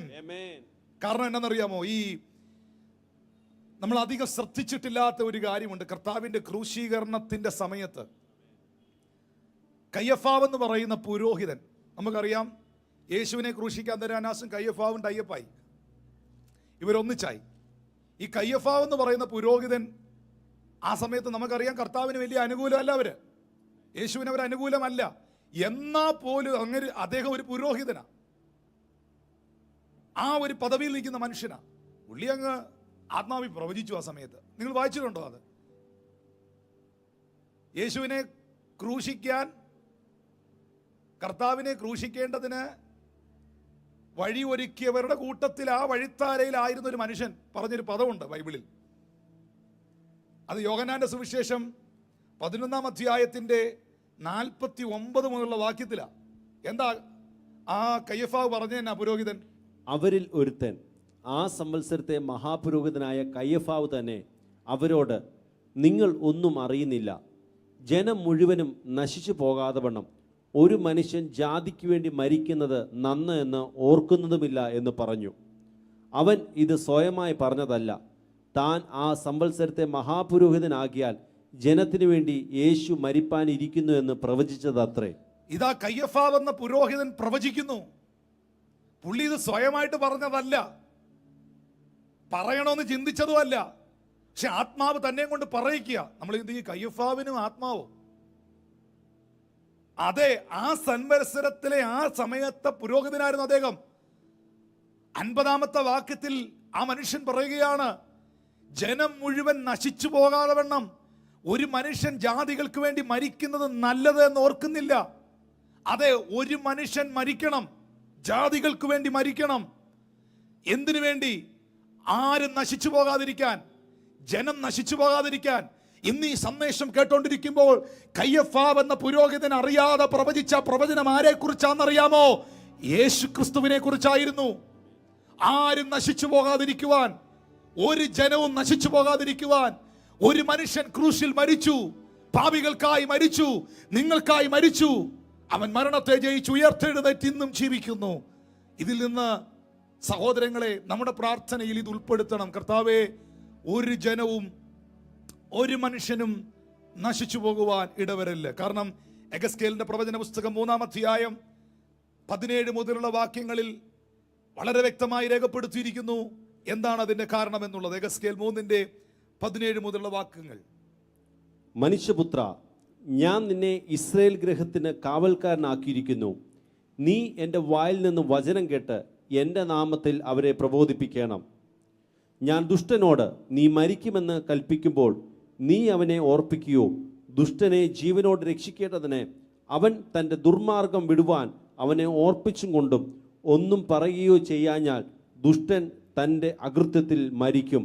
അവൻ്റെ രക്തമോ ഞാൻ നിന്നോട് ചോദിക്കും. ദേശത്തിന്റെ കാവൽക്കാരെ, ദേശത്തിനു വേണ്ടി ഇടിവിൽ നിന്ന് പ്രാർത്ഥിക്കേണ്ട ദൈവത്തിന്റെ പൈതലെ, തിരുവെഴുത്തിൽ എഴുതിയിരിക്കുന്നു, ദുഷ്ടന്മാരോടും പാപികളോടും വഴിവിട്ട ജീവിതം നയിക്കുന്നവനോടും രക്ഷിക്കപ്പെടുവാനും ദൈവകൃപയിലേക്ക് വരുവാനും ദൈവസ്നേഹത്തെ ഓർമ്മിപ്പിച്ചുണർത്തുവാനും ഇടിവിൽ നിന്ന് പ്രാർത്ഥിക്കുവാനും ദൈവം എന്നെയും നിങ്ങളെയും വിളിച്ചിരിക്കുന്നു.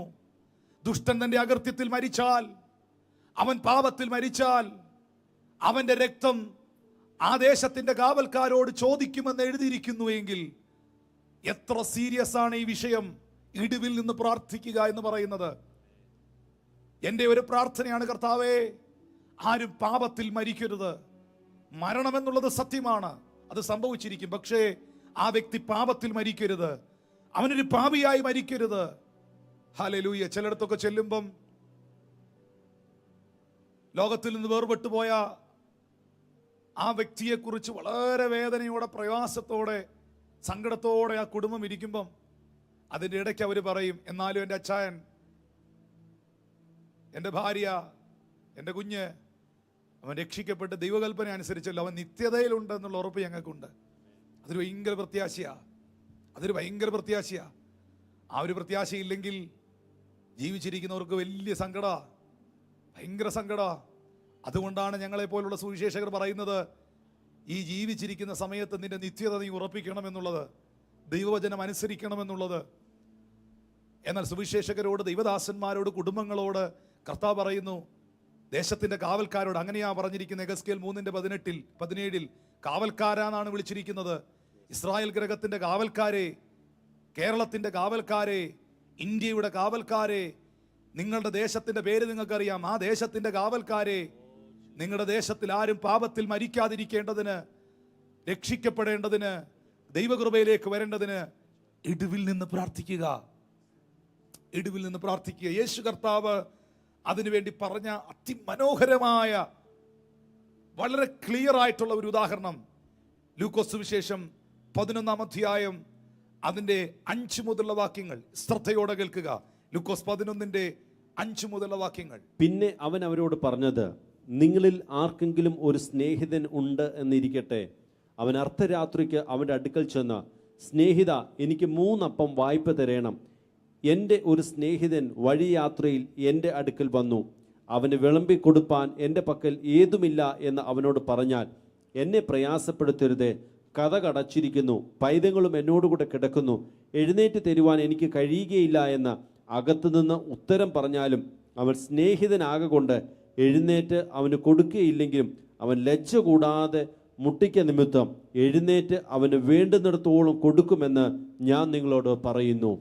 ഇത് വളരെ ശ്രദ്ധിക്കേണ്ട ഒരു കാര്യമാണ്. എനിക്ക് ഈ ഒരു വിഷയം ഞാൻ പഠിപ്പിക്കുമ്പോൾ സാധാരണ നിലയിൽ ഒരു 3 സ്നേഹിതന്മാരെ നിർത്തി ഞാൻ പഠിപ്പിക്കാറുണ്ട്. ഇന്നിപ്പോൾ ഇവിടെ ഷിജിനും ക്രിസ്റ്റി പാസ്റ്ററും ജിജി പാസ്റ്ററേ ഉള്ളൂ. ദേവദാസന്മാരെ നിങ്ങളെ ഞാൻ ബഹുമാനിക്കുന്നു. സാധാരണ നിലയിൽ ഞാൻ അങ്ങനെ പാസ്റ്റേഴ്സിനെ വിളിച്ചത് ചെയ്യിക്കാറില്ല. പക്ഷെ ഇന്നിവരെ ഇതൊന്ന് പഠിപ്പിക്കാൻ എനിക്കിതിൻ്റെ ഇടയ്ക്ക് ഒരു സ്നേഹിതനായിട്ട് കയറി നിൽക്കാൻ പറ്റില്ല. നിങ്ങൾ പ്രസംഗിക്കേണ്ടി വരും. ദയവായിട്ട് നിങ്ങൾ 3 പേരും ഒന്ന് വരാമോ പ്ലീസ്? വളരെ ശ്രദ്ധിക്കേണ്ടതായിട്ടുള്ളൊരു ഭാഗമാണിത്. ഈ 3 സ്നേഹിതന്മാരുടെ ചരിത്രം പഠിപ്പിക്കണമെങ്കിൽ, യേശു എന്താണ് ഉദ്ദേശിച്ചതെന്ന് പഠിപ്പിക്കണമെങ്കിൽ എനിക്ക് ഇവരെ നിർത്താതെ കഴിയുകയില്ല. ഇതാ 3 സ്നേഹിതന്മാർ.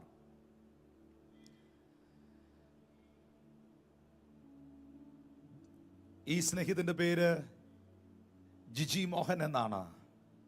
രണ്ടാമത്തെ സ്നേഹിതന്റെ പേര് ക്രിസ്റ്റിൻ എന്നാണ്. മൂന്നാമത്തെ സ്നേഹിതന്റെ പേര് ഷിജിൻ എന്നാണ്. എന്നാൽ യേശു എന്താണ് ഇവിടെ ഉദ്ദേശിച്ചതെന്ന് പറയാം. ശ്രദ്ധയോടെ കേൾക്കുക. ഇതാ ഒരു സ്നേഹിതന്റെ വീട്ടിൽ അർദ്ധരാത്രിയിൽ മറ്റൊരു സ്നേഹിതൻ പ്രതീക്ഷിക്കാത്ത, വിളിക്കാത്ത അതിഥിയായി കടന്നു വരുന്നു. ആ രാത്രിയിൽ ആ സ്നേഹിതന് വിരുന്നുകാരനായി വന്ന, അതിഥിയായി വന്ന സ്നേഹിതന് വലിയ വിശപ്പുണ്ട്.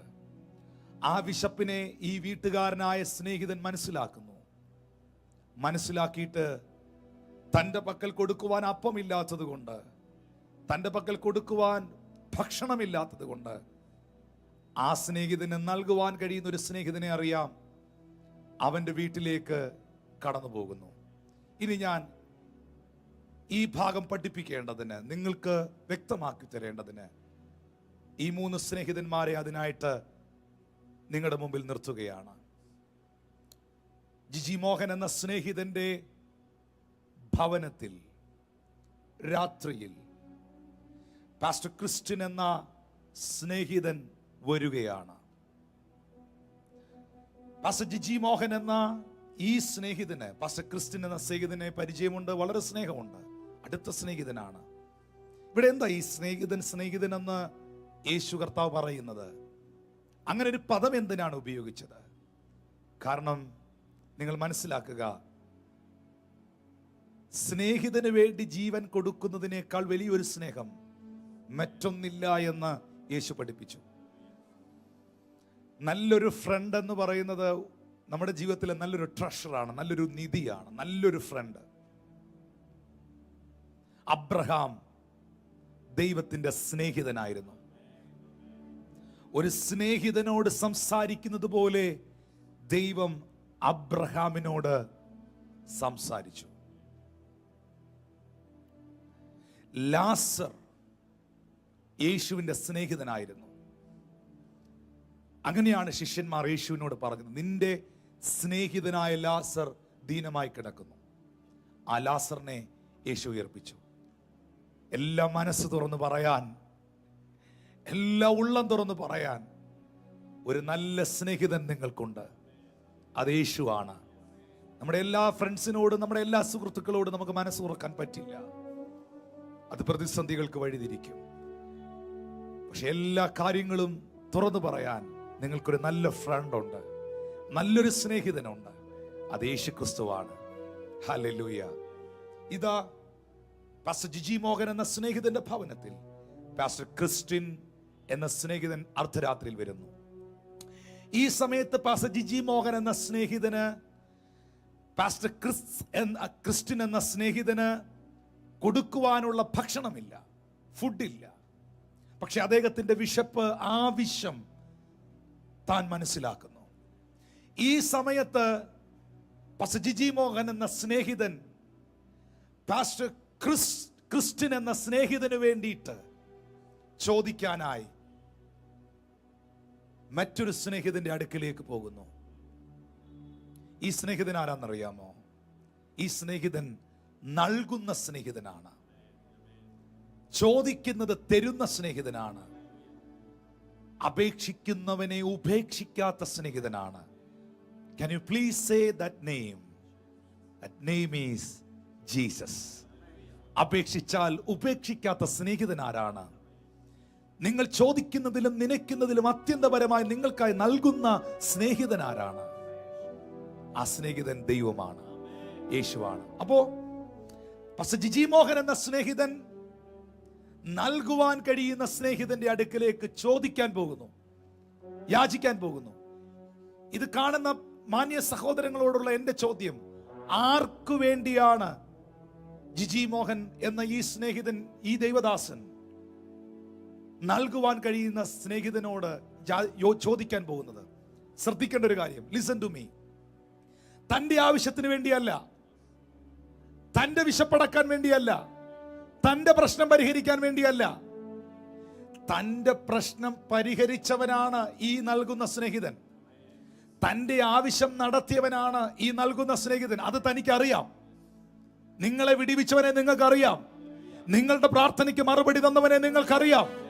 നിങ്ങളുടെ പ്രതിസന്ധിയിൽ നിങ്ങളെ ഉപേക്ഷിക്കാത്ത കർത്താവിനെ നിങ്ങൾക്കറിയാം.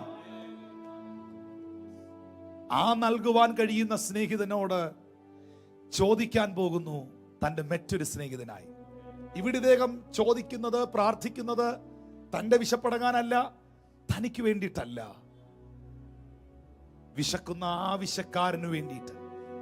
നമ്മുടെ നാട്ടിൽ ഒത്തിരി ആവശ്യക്കാരുണ്ട് കേട്ടോ. ഒത്തിരി പ്രതിസന്ധികൾ അനുഭവിക്കുന്നവരുണ്ട്, ഒത്തിരി കഷ്ടതകൾ അനുഭവിക്കുന്നവരുണ്ട്. ഞാൻ ഇന്നലെ രാത്രി പോലും ചിലർക്ക് വേണ്ടി പ്രാർത്ഥിക്കുന്ന, ടെലിഫോണിലൂടെ പ്രാർത്ഥിക്കുന്ന സമയത്ത് എനിക്ക് അല്പമല്ലാത്ത പ്രയാസം തോന്നി ചിലരുടെ വിഷയങ്ങൾ കേട്ടപ്പോൾ. രോഗത്തിലും ദുഃഖത്തിലും ദാരിദ്ര്യത്തിലും പ്രതിസന്ധിയിലും കഷ്ടതകളിലും വലയുന്ന ധാരാളം ആൾക്കാർ ഈ ലോകത്തിലുണ്ട്. യേശുവിടെ പഠിപ്പിക്കുന്ന പ്രാർത്ഥന, എന്നെ അനുഗ്രഹിച്ചോണേ, എൻ്റെ ഭർത്താവിനെ അനുഗ്രഹിച്ചോണേ, എൻ്റെ കൊച്ചുങ്ങളെ അനുഗ്രഹിച്ചോണേ, എനിക്ക് വേണ്ടതല്ല ഇനി തന്നോണേ എന്നുള്ളതല്ല യേശുവിടെ പഠിപ്പിക്കുന്നത്. മറ്റൊരാൾക്ക് വേണ്ടി, വിശക്കുന്ന മറ്റൊരുവിന് വേണ്ടി, ആവശ്യക്കാരനായ മറ്റൊരുവിന് വേണ്ടി യാചിക്കുക, ചോദിക്കുക, മുട്ടുക, ഇടിവിൽ നിന്ന് പ്രാർത്ഥിക്കുക. ഇതാണ് യേശുവിടെ ഈ ഒരു ഉപമയിലൂടെ പഠിപ്പിക്കുന്നത്. ജിജി മോഹൻ പാസ്റ്റർ ചോദിക്കാൻ പോകുന്നത് തന്റെ ആവശ്യങ്ങൾക്ക് വേണ്ടിയല്ല, തന്റെ വിശപ്പടക്കുവാൻ വേണ്ടിയല്ല, തന്റെ സ്നേഹിതന്റെ പ്രശ്നം പരിഹരിക്കുവാൻ, തന്റെ സ്നേഹിതന്റെ ആവശ്യം നിർവഹിക്കപ്പെടുവാൻ. ഹല്ലേലൂയ. അർദ്ധരാത്രി ചെന്ന് മുട്ടി, വാതിക്കൽ മുട്ടി. അകത്തുനിന്ന മറുപടി എന്നാന്നറിയാമോ? ഇനി ഇവിടെ എനിക്ക് മനസ്സിലാക്കാൻ പറ്റിയ ഒരു കാര്യം സഹോദരങ്ങളെ, വെളിയിൽ നിന്ന് മുട്ടുകയാണ്. മുട്ടുമ്പോ അകത്തുനിന്നൊരു ശബ്ദം, ഞാനും പൈതങ്ങളും കിടക്കുന്നു, വാതിലടച്ചിരിക്കുന്നു. ഈ പുറത്ത് നിൽക്കുന്ന മനുഷ്യൻ എനിക്ക് 3 അപ്പം തരണം, എൻ്റെ ഒരു സ്നേഹിതൻ വീട്ടിൽ വന്നിട്ടുണ്ടെന്ന് പറഞ്ഞില്ലേ? അപ്പൊ അകത്ത് കിടക്കുന്ന ആള്, സ്നേഹിതൻ കിടക്കുകയാണ്, കുട്ടികൾ കൂടെ കിടക്കുകയാണ്. പക്ഷേ ഈ വെളിയിൽ നിന്ന് പറയുന്ന ആളിന്റെ സൗണ്ട്, ശബ്ദം എഴുന്നേറ്റ് വന്ന് നോക്കാതെ അകത്ത് കിടന്നുകൊണ്ട് ഐഡന്റിഫൈ ചെയ്യുക.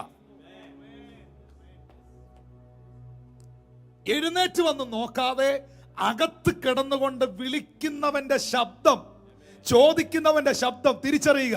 കാരണം എന്നാണെന്നറിയോ? ഇത് ഡെയിലി കേൾക്കുന്ന വോയിസാ. ഹല്ലേലൂയ. ഇത് ഡെയിലി കേട്ട് പരിചയമുള്ള ശബ്ദം. നിന്റെ പ്രാർത്ഥനയുടെ ശബ്ദം ദൈവത്തിന് പരിചയമുണ്ടോ?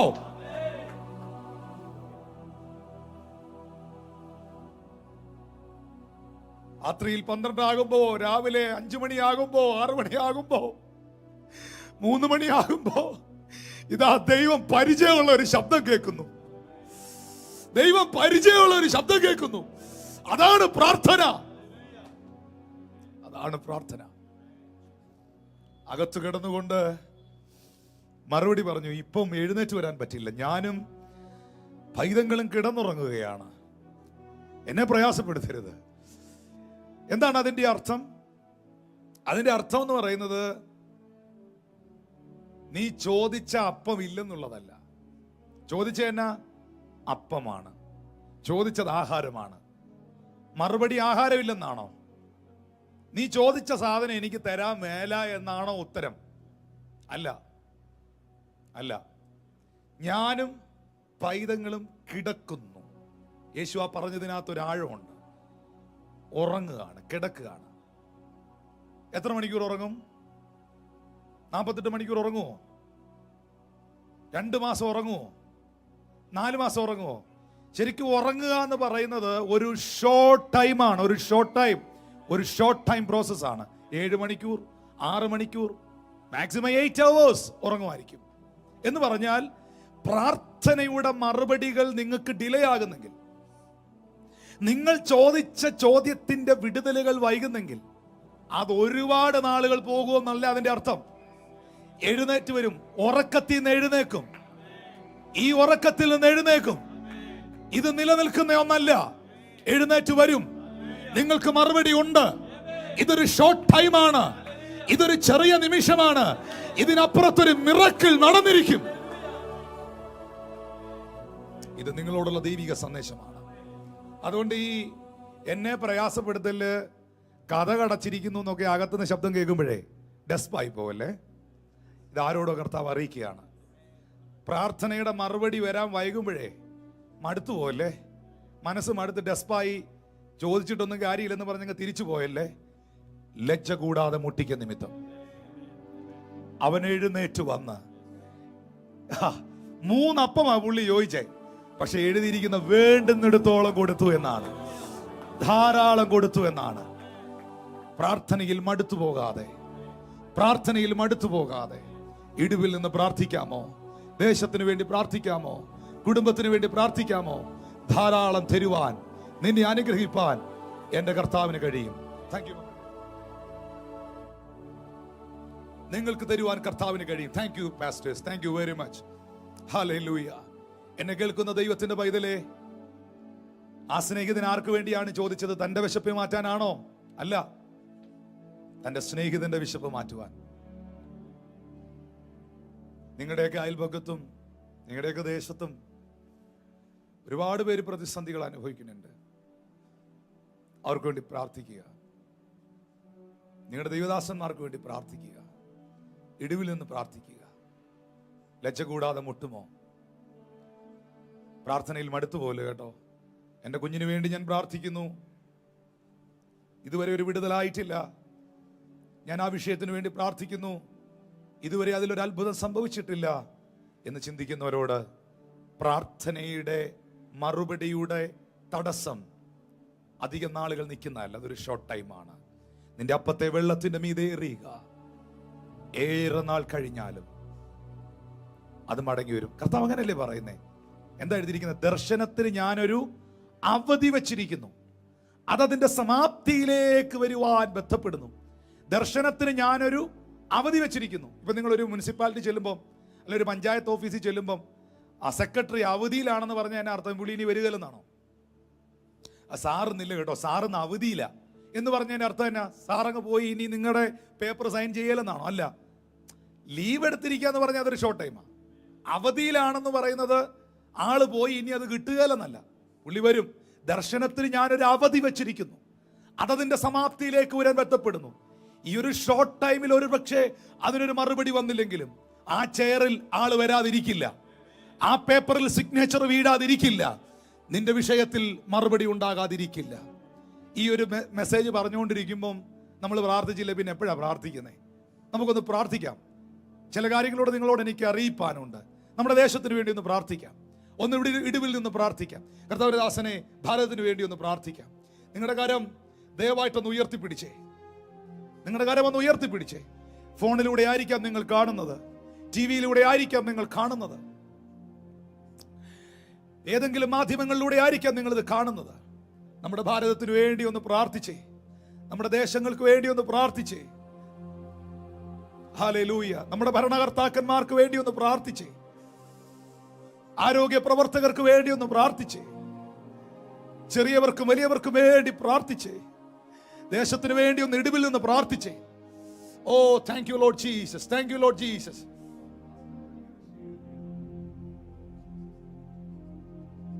Thank you Lord, thank you Lord, thank you Lord.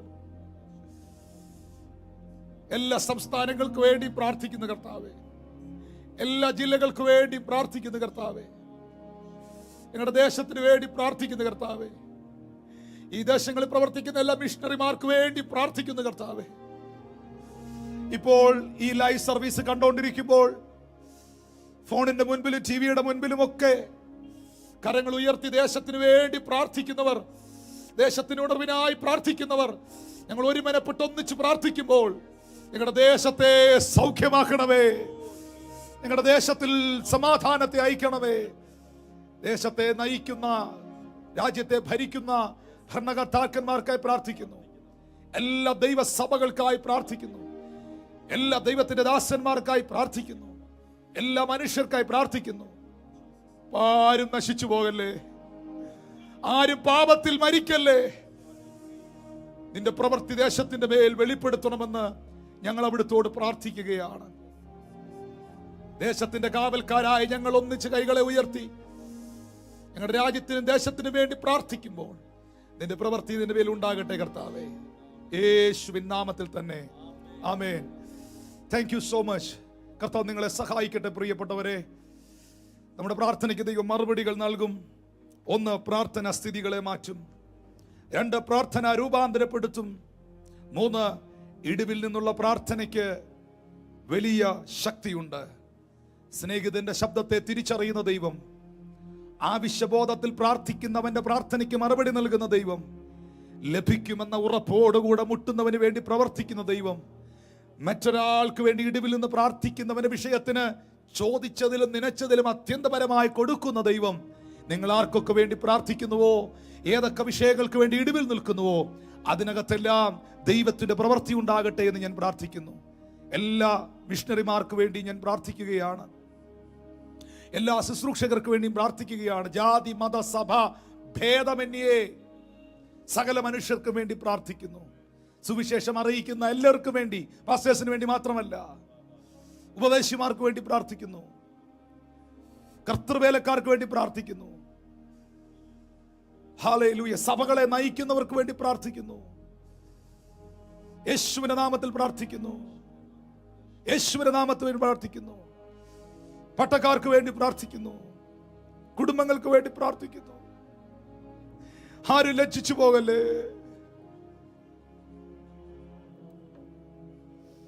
കാവൽക്കാരാ, രാത്രി എന്തായി എന്ന് ചോദിക്കുമ്പോൾ ഞാൻ ഉറങ്ങുകയായിരുന്നു, എനിക്കറിയില്ല എന്ന് പറയാനിട വരല്ലേ.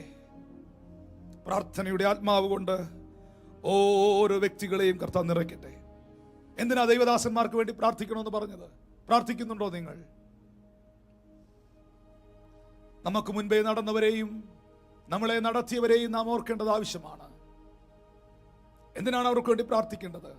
ഇന്നത്തെ സെഷൻ അവസാനിപ്പിക്കാൻ ഇത് പറയാതെ കഴിയില്ല. റോമർക്കെഴുതിയ ലേഖനം 15-ാം അധ്യായത്തിന്റെ 30 മുതലുള്ള വാക്യങ്ങൾ എഴുതിയിരിക്കുന്നു. സഹോദരന്മാരെ, യഹൂദയിലെ അവിശ്വാസികളുടെ കയ്യിൽ നിന്ന് എന്നെ രക്ഷിക്കേണ്ടതിന് നിങ്ങൾ പ്രാർത്ഥനയിൽ എന്നോടുകൂടെ പോരാടണം. ഹല്ലേലൂയ. യഹൂദയിലെ അവിശ്വാസികളുടെ കയ്യിൽ ഞാൻ രക്ഷിക്കപ്പെടേണ്ടതിന് യെരൂശലേമിൽ ഞാൻ കൊണ്ടുപോകുന്ന സഹായം വിശുദ്ധന്മാർക്ക് പ്രസാദമായി തീരേണ്ടതിന് 31-ാമത്തെ വാക്യത്തിൽ അപ്പോസ്തലൻ പറയുകയാണ്, ഞാനിങ്ങനെ ദൈവ ഇഷ്ടത്തിന്റെ സന്തോഷത്തോടെ നിങ്ങളുടെ അടുക്കൽ വന്ന് നിങ്ങളുടെ മനം നടുക്കേണ്ടതിന് നിങ്ങൾ എനിക്ക് വേണ്ടി ദൈവത്തോട് പ്രാർത്ഥനയിൽ എന്നോടുകൂടെ പോരാടണം. എന്ന പദമാ അതൊക്കെ.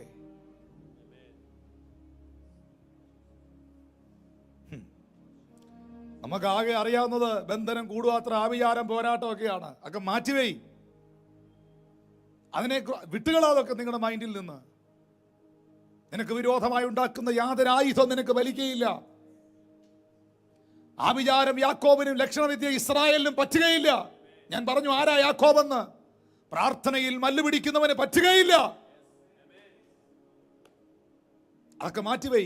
ഇത് ഓർക്ക്, പ്രാർത്ഥനയിൽ പോരാട്, പ്രാർത്ഥനയിൽ പോരാട്. പൗലോസ് പറയുന്നു, ശക്തമേറിയൊരു വാക്ക്, 3-ാം സ്വർഗത്തോളം എടുക്കപ്പെട്ട മനുഷ്യന്റെ 30-ാമത്തെ വാക്യം എന്നാ ശക്തമെന്ന് പറയും. 3-ാം സ്വർഗത്തോളം എടുക്കപ്പെട്ട മനുഷ്യൻ, വെളിപ്പാടുകളുടെ ആധിക്യമുള്ള മനുഷ്യൻ, ഈടുറ്റ കരുത്തുള്ള ലേഖനങ്ങൾ പുതിയ നിയമസഭയ്ക്ക് നൽകിയ സത്യത്തിൽ വെളിപ്പാടുകളുടെ കലവറയാണ് പൗലോസ്. ആ മനുഷ്യൻ പറയുകയാണ്, അവിശ്വാസികളുടെ കയ്യിൽ നിന്ന് എന്നെ രക്ഷിക്കേണ്ടതിന് ഒത്തിരി അവിശ്വാസികളുണ്ട് ലോകത്തിൽ. ഇതൊന്നും മനസ്സിലാക്കാൻ പറ്റാത്തവരുണ്ട്. അവരുടെ കയ്യിൽ നിന്ന് ഞാൻ രക്ഷിക്കേണ്ടതിന് നിങ്ങൾ പ്രാർത്ഥനയിൽ എനിക്ക് വേണ്ടി പോരാടണം. കാരണം ഈ ദൈവത്തിന്റെ അഭിഷിക്തന്മാർക്ക് വേണ്ടി പ്രാർത്ഥിക്കണമെന്ന് പറഞ്ഞ് എന്നാന്നറിയാവോ? ദാവീദ് കരടിയുടെ വായിൽ നിന്ന് ആടിനെ വലിച്ചെടുക്കുമ്പോൾ, സിംഹത്തിന്റെ വായിൽ നിന്ന് ആടിനെ വലിച്ചെടുക്കുമ്പോൾ, ഈ കരടി സിംഹവും പിന്നീട് തിരിഞ്ഞു വന്നത് ആടിന്റെ നേരെയല്ല, ദാവീദിന്റെ നേരെയാണ്. അനേകർക്ക് വേണ്ടി ഇടിവിൽ നിന്ന് പ്രാർത്ഥിക്കുന്ന, അനേകരുടെ രക്ഷയ്ക്കായി ഇടിവിൽ നിന്ന് പ്രസംഗിക്കുന്ന, പ്രാർത്ഥിക്കുന്ന, പ്രവർത്തിക്കുന്ന ദൈവത്തിന്റെ ദാസന്മാർക്കായി പ്രാർത്ഥിക്കുക. നിങ്ങളുടെ സഭയിലെ പാസ്റ്ററിന് വേണ്ടി മാത്രമല്ല, എൽഷദായിലുള്ളവരോട് ഞാൻ പറയുന്നു, ടിനുപ്പാസിന് വേണ്ടി മാത്രമല്ല എനിക്ക് വേണ്ടി പ്രാർത്ഥിക്കണം. അത് മാത്രമേ ഞാൻ ചോദിക്കുന്നുള്ളൂ. എനിക്കതേ ആവശ്യമുള്ളൂ. പക്ഷെ എനിക്ക് വേണ്ടി മാത്രമല്ല, എല്ലാ ദൈവത്തിന്റെ ഭൃത്യന്മാർക്ക് വേണ്ടിയും ദൈവവേലയിൽ അധ്വാനിക്കുന്നവർക്ക് വേണ്ടിയും നിങ്ങൾ ഇടിവിൽ നിന്ന് പ്രാർത്ഥിക്കണം. 2 കൊരിന്ത്യർ 1:8 മുതലുള്ള വാക്യങ്ങൾ എഴുതിയിരിക്കുന്നു. സഹോദരന്മാരെ, ആസിയയിൽ ഞങ്ങൾക്കുണ്ടായ കഷ്ടം അറിയാതിരിക്കാൽ ഞങ്ങൾക്ക് മനസ്സില്ല. ഞങ്ങൾ ജീവനോടെ ഇരിക്കുമോ, ഞങ്ങൾ ജീവനോടെ ഇരിക്കുമോ എന്ന് നിരാശ തോന്നുമാറ് ഞങ്ങൾ ശക്തിക്ക് മീതെ അത്യന്തം ഭാരപ്പെട്ടു. ഞങ്ങളുടെ ശുശ്രൂഷയുടെ എതിർത്ത് നിന്നൊരു പൈശാചിക മണ്ഡലം, മറ്റൊരു പവർ. എന്നാൽ താഴേക്ക് വായിക്കുമ്പോൾ അതിന്റെ 9 മുതലുള്ള വാക്യങ്ങളിൽ പൗലോസ് പറയുന്നു, അതെ, ഞങ്ങളിലല്ല മരിച്ചവരെ ഉയർപ്പിക്കുന്ന ദൈവത്തിൽ അത്ര ആശ്രയിപ്പാൻ തക്കവണ്ണം ഞങ്ങളും മരിച്ചു പോകുമെന്ന് ഉള്ളിൽ നിർണയിക്കേണ്ടി വന്നു. 10ാമത്തെ വാക്യത്തിൽ എഴുതിയിരിക്കുകയാണ്, ഇത്ര ഭയങ്കരമായ മരണത്തിൽ നിന്ന് ദൈവം ഞങ്ങളെ വിടുവിക്കുകയും ചെയ്യും. അവൻ മേലാലും വിടുവിക്കുമെന്ന് ഞങ്ങൾ അവനിൽ ആശ വച്ചിരിക്കുന്നു. 11ാമത്തെ വാക്യത്തിൽ ഇരിക്കുന്നു, അതിന് നിങ്ങളും ഞങ്ങൾക്ക് വേണ്ടിയുള്ള പ്രാർത്ഥനയിൽ തുണയ്ക്കുന്നുണ്ടല്ലോ. അങ്ങനെ പലർ മുഖാന്തരം ഞങ്ങൾക്ക് കിട്ടിയ കൃപയ്ക്ക് വേണ്ടി പലരാലും ഞങ്ങൾ നിമിത്ത സ്തോത്രമുണ്ടാകാൻ ഇടവരും. സഭയുടെ പാസ്റ്റർ പറയുകയാണ്, അപ്പോസ്തലൻ പറയുകയാണ് 11ാമത്തെ വാക്യത്തിൽ, നിങ്ങൾ ഞങ്ങൾക്ക് വേണ്ടി പ്രാർത്ഥനയിൽ തുണനിന്നു, നിങ്ങൾ ഞങ്ങൾക്ക് വേണ്ടി പ്രാർത്ഥനയിൽ തുണച്ചു. Hallelujah, hallelujah. ആ പ്രാർത്ഥനയുടെ പിന്തുണ ഇന്ന് ഈ സർവീസിൽ ഞാൻ നിൽക്കുമ്പോൾ, സഹോദരങ്ങളെ, എനിക്കത് വേണം, സഭയ്ക്കത് വേണം. നിങ്ങളുടെ കുടുംബ പ്രാർത്ഥനയിൽ ഞങ്ങളെ ഓർക്കണം, നിങ്ങളുടെ വ്യക്തിപരമായ പ്രാർത്ഥനയിൽ ഞങ്ങളെ ഓർക്കണം. നിങ്ങൾക്ക് മറ്റൊന്നും നൽകി തുണയ്ക്കുവാൻ കഴിഞ്ഞില്ലെങ്കിലും പ്രാർത്ഥനയിൽ ഞങ്ങൾക്ക് തുണ നിൽക്കണം, പ്രാർത്ഥനയിൽ സപ്പോർട്ട് ചെയ്യണം. Hallelujah, hallelujah.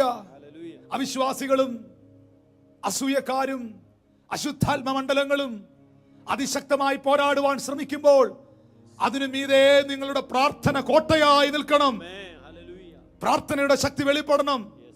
പ്രാർത്ഥിക്കേണ്ടവർ ഉറങ്ങരുത്, പ്രാർത്ഥിക്കേണ്ടവർ പ്രാർത്ഥിക്കാതിരിക്കരുത്. ഫിലിപ്പിയർ 1:19-20 വാക്യങ്ങൾ ഒന്ന് വായിക്കൂ ദൈവദാസനെ വേഗത്തിൽ. ഫിലിപ്പിയർ 1:19-20 വാക്യങ്ങൾ. നിങ്ങളുടെ പ്രാർത്ഥനയാലും യേശുക്രിസ്തുവിന്റെ ആത്മാവിന്റെ സഹായത്താലും അത് എനിക്ക് രക്ഷാകാരണമായി തീരുമെന്ന് ഞാൻ അറിയുന്നു. പൗലോസ് പറയുന്നു, നിങ്ങളുടെ എല്ലാ ലേഖനങ്ങളിലും തനിക്ക് വേണ്ടി പ്രാർത്ഥിച്ചവരോട് തന്നെ നന്ദി പറയുകയാണ്. നിങ്ങളുടെ പ്രാർത്ഥനയാലും യേശുക്രിസ്തുവിന്റെ ആത്മാവിന്റെ സഹായത്താലും പ്രാർത്ഥിക്കണോ? ദൈവദാസന്മാർക്ക് വേണ്ടി പ്രാർത്ഥിക്കണോ? ഹല്ലേലൂയ. കൊലോസ്യർ 4:2, 3, 4 വാക്യങ്ങളിൽ പൗലോസ് പറയുന്നു, പ്രാർത്ഥനയിൽ ഉറ്റിരിപ്പീൻ, സ്തോത്രത്തോടെ അതിൽ ജാഗരിപ്പീൻ. എനിക്ക് ബന്ധനകാരമായ ക്രിസ്തുവിന്റെ മർമ്മം പ്രസ്താവിപ്പാൻ തക്കോണം ദൈവം ഞങ്ങൾക്ക് വചനത്തിന്റെ വാതിൽ തുറന്നു തരികയും ഞാൻ സംസാരിക്കും വേണ്ടുമണ്ണം അതിനെ വെളിപ്പെടുത്തുകയും ചെയ്യേണ്ടതിന് ഞങ്ങൾക്കും വേണ്ടിയും പ്രാർത്ഥിപ്പീൻ. 14 ലേഖനങ്ങൾ സഭയ്ക്ക് നൽകിയ വിശുദ്ധ ഗ്രന്ഥമായ വേദപുസ്തകത്തിനകത്തുനിന്ന് ഈടുറ്റ കരുത്തുള്ള 14 ലേഖനങ്ങൾ സഭയ്ക്ക് നൽകിയ മനുഷ്യൻ പറയുകയാണ്, ഞങ്ങളെ സംസാരിക്കുമ്പോഴേ, വാ തുറന്ന് പ്രസംഗിക്കുമ്പോഴേ ദൈവവചനം വെളിപ്പെട്ടു വരാൻ ഞങ്ങൾക്ക് വേണ്ടി പ്രാർത്ഥിക്കണമെന്ന്. പൗലോസേ, അങ്ങ് പറഞ്ഞ എഴുതി വെച്ച സാധനങ്ങളാണ് ഞങ്ങൾ പ്രസംഗിക്കുന്നേ.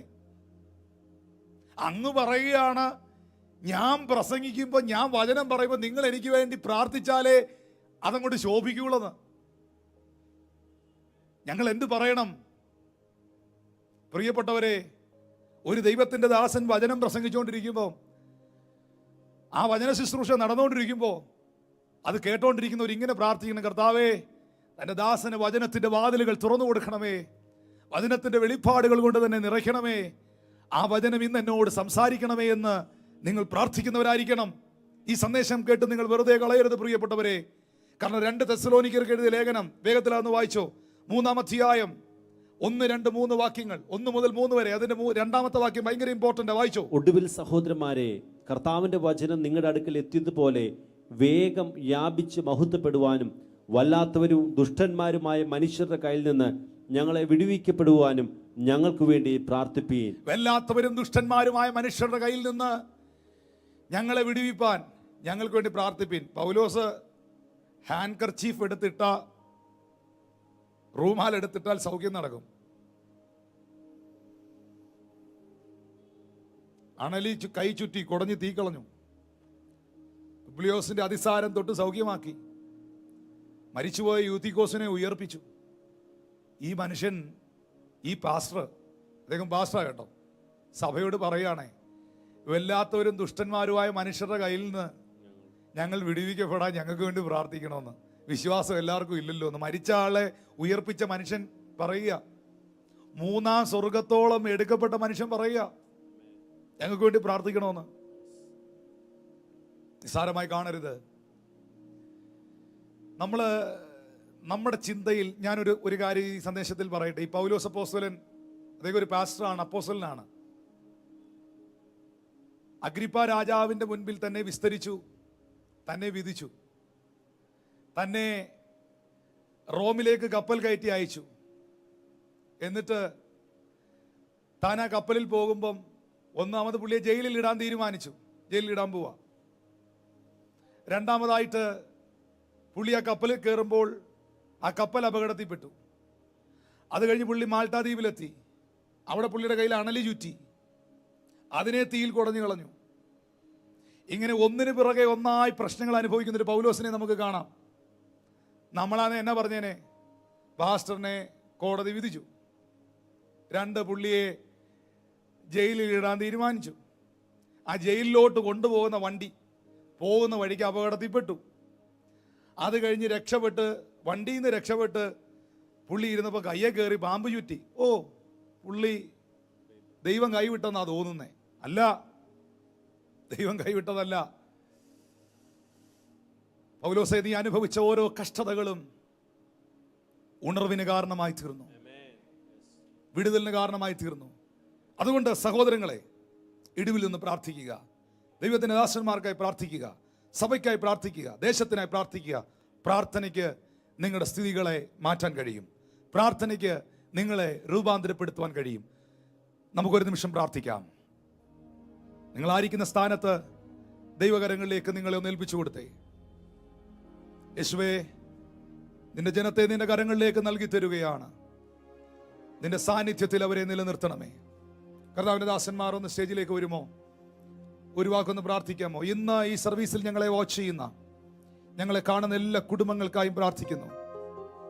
എബ്ബേസിന്റെ പ്രാർത്ഥന അവന്റെ അതിരുകളെ വിശാലമാക്കി, അത്ഭുത പ്രവർത്തികൾ അവന്റെ ജീവിതത്തിൽ കൊണ്ടുവന്നു. അവന്റെ സഹോദരങ്ങളെക്കാൾ അധികം അവനെ മാന്യനാക്കി മാറ്റി. യാബോക്കിന്റെ കടവിലെ യാക്കോബിന്റെ പ്രാർത്ഥന അവന്റെ പേരും പെരുമാറ്റവും മാറ്റി രാജ്യത്തിന്റെ അനുഗ്രഹമാക്കി തീർത്തു. ഇന്ന് എന്നോടൊപ്പം പ്രാർത്ഥിക്കുന്ന, അന്യഭാഷയിൽ പ്രാർത്ഥിച്ചേ, ദൈവകൃപയെ പ്രാർത്ഥിച്ചേ, വിശ്വാസത്തോടെ പ്രാർത്ഥിച്ചേ, പ്രാർത്ഥിക്കുന്ന ഓരോ പ്രിയപ്പെട്ടവരെയും അവിടുത്തെ കരങ്ങളിലേക്ക് നൽകി തരികയാണ്. ഓ, താങ്ക് യു ലോർഡ് ജീസസ്. അത്ഭുത സൗഖ്യങ്ങൾ അവരിൽ ഉണ്ടാകട്ടെ കർത്താവേ. അത്ഭുത സൗഖ്യങ്ങൾ അവരിൽ ഉണ്ടാകട്ടെ, ഹീലിംഗുകൾ ഉണ്ടാകട്ടെ. അവർ ചോദിച്ചതിലും നനച്ചതിലും അത്യന്തപരമായ ദൈവപ്രവൃത്തി യേശുവിന്റെ നാമത്തിൽ അവരുടെ ജീവിതത്തിൽ വെളിപ്പെട്ടു വരട്ടെ. ഇന്ന് ലൈവായിട്ട് ഇവർ കണ്ടുകൊണ്ടിരിക്കുമ്പോൾ യേശുവിന്റെ അധികാരമുള്ള നാമത്തിൽ ഒരു മിറക്കിൾ അവരിൽ സംഭവിക്കട്ടെ. എല്ലാ പൈശാചിക മണ്ഡലങ്ങളും തകരട്ടെ. ഹല്ലേലൂയ, ഹല്ലേലൂയ, ഹല്ലേലൂയ. യേശുവിന്റെ രക്തത്താൽ, യേശുവിന്റെ വചനത്താൽ ഒരു വിടുതൽ ഇവരിൽ സംഭവിക്കട്ടെ. ഇവർ പ്രാർത്ഥിക്കുന്ന പ്രാർത്ഥനയ്ക്ക് ഓരോന്നോരോന്നായി യേശുവിന്റെ നാമത്തിൽ മറുപടി ഉണ്ടാകട്ടെ.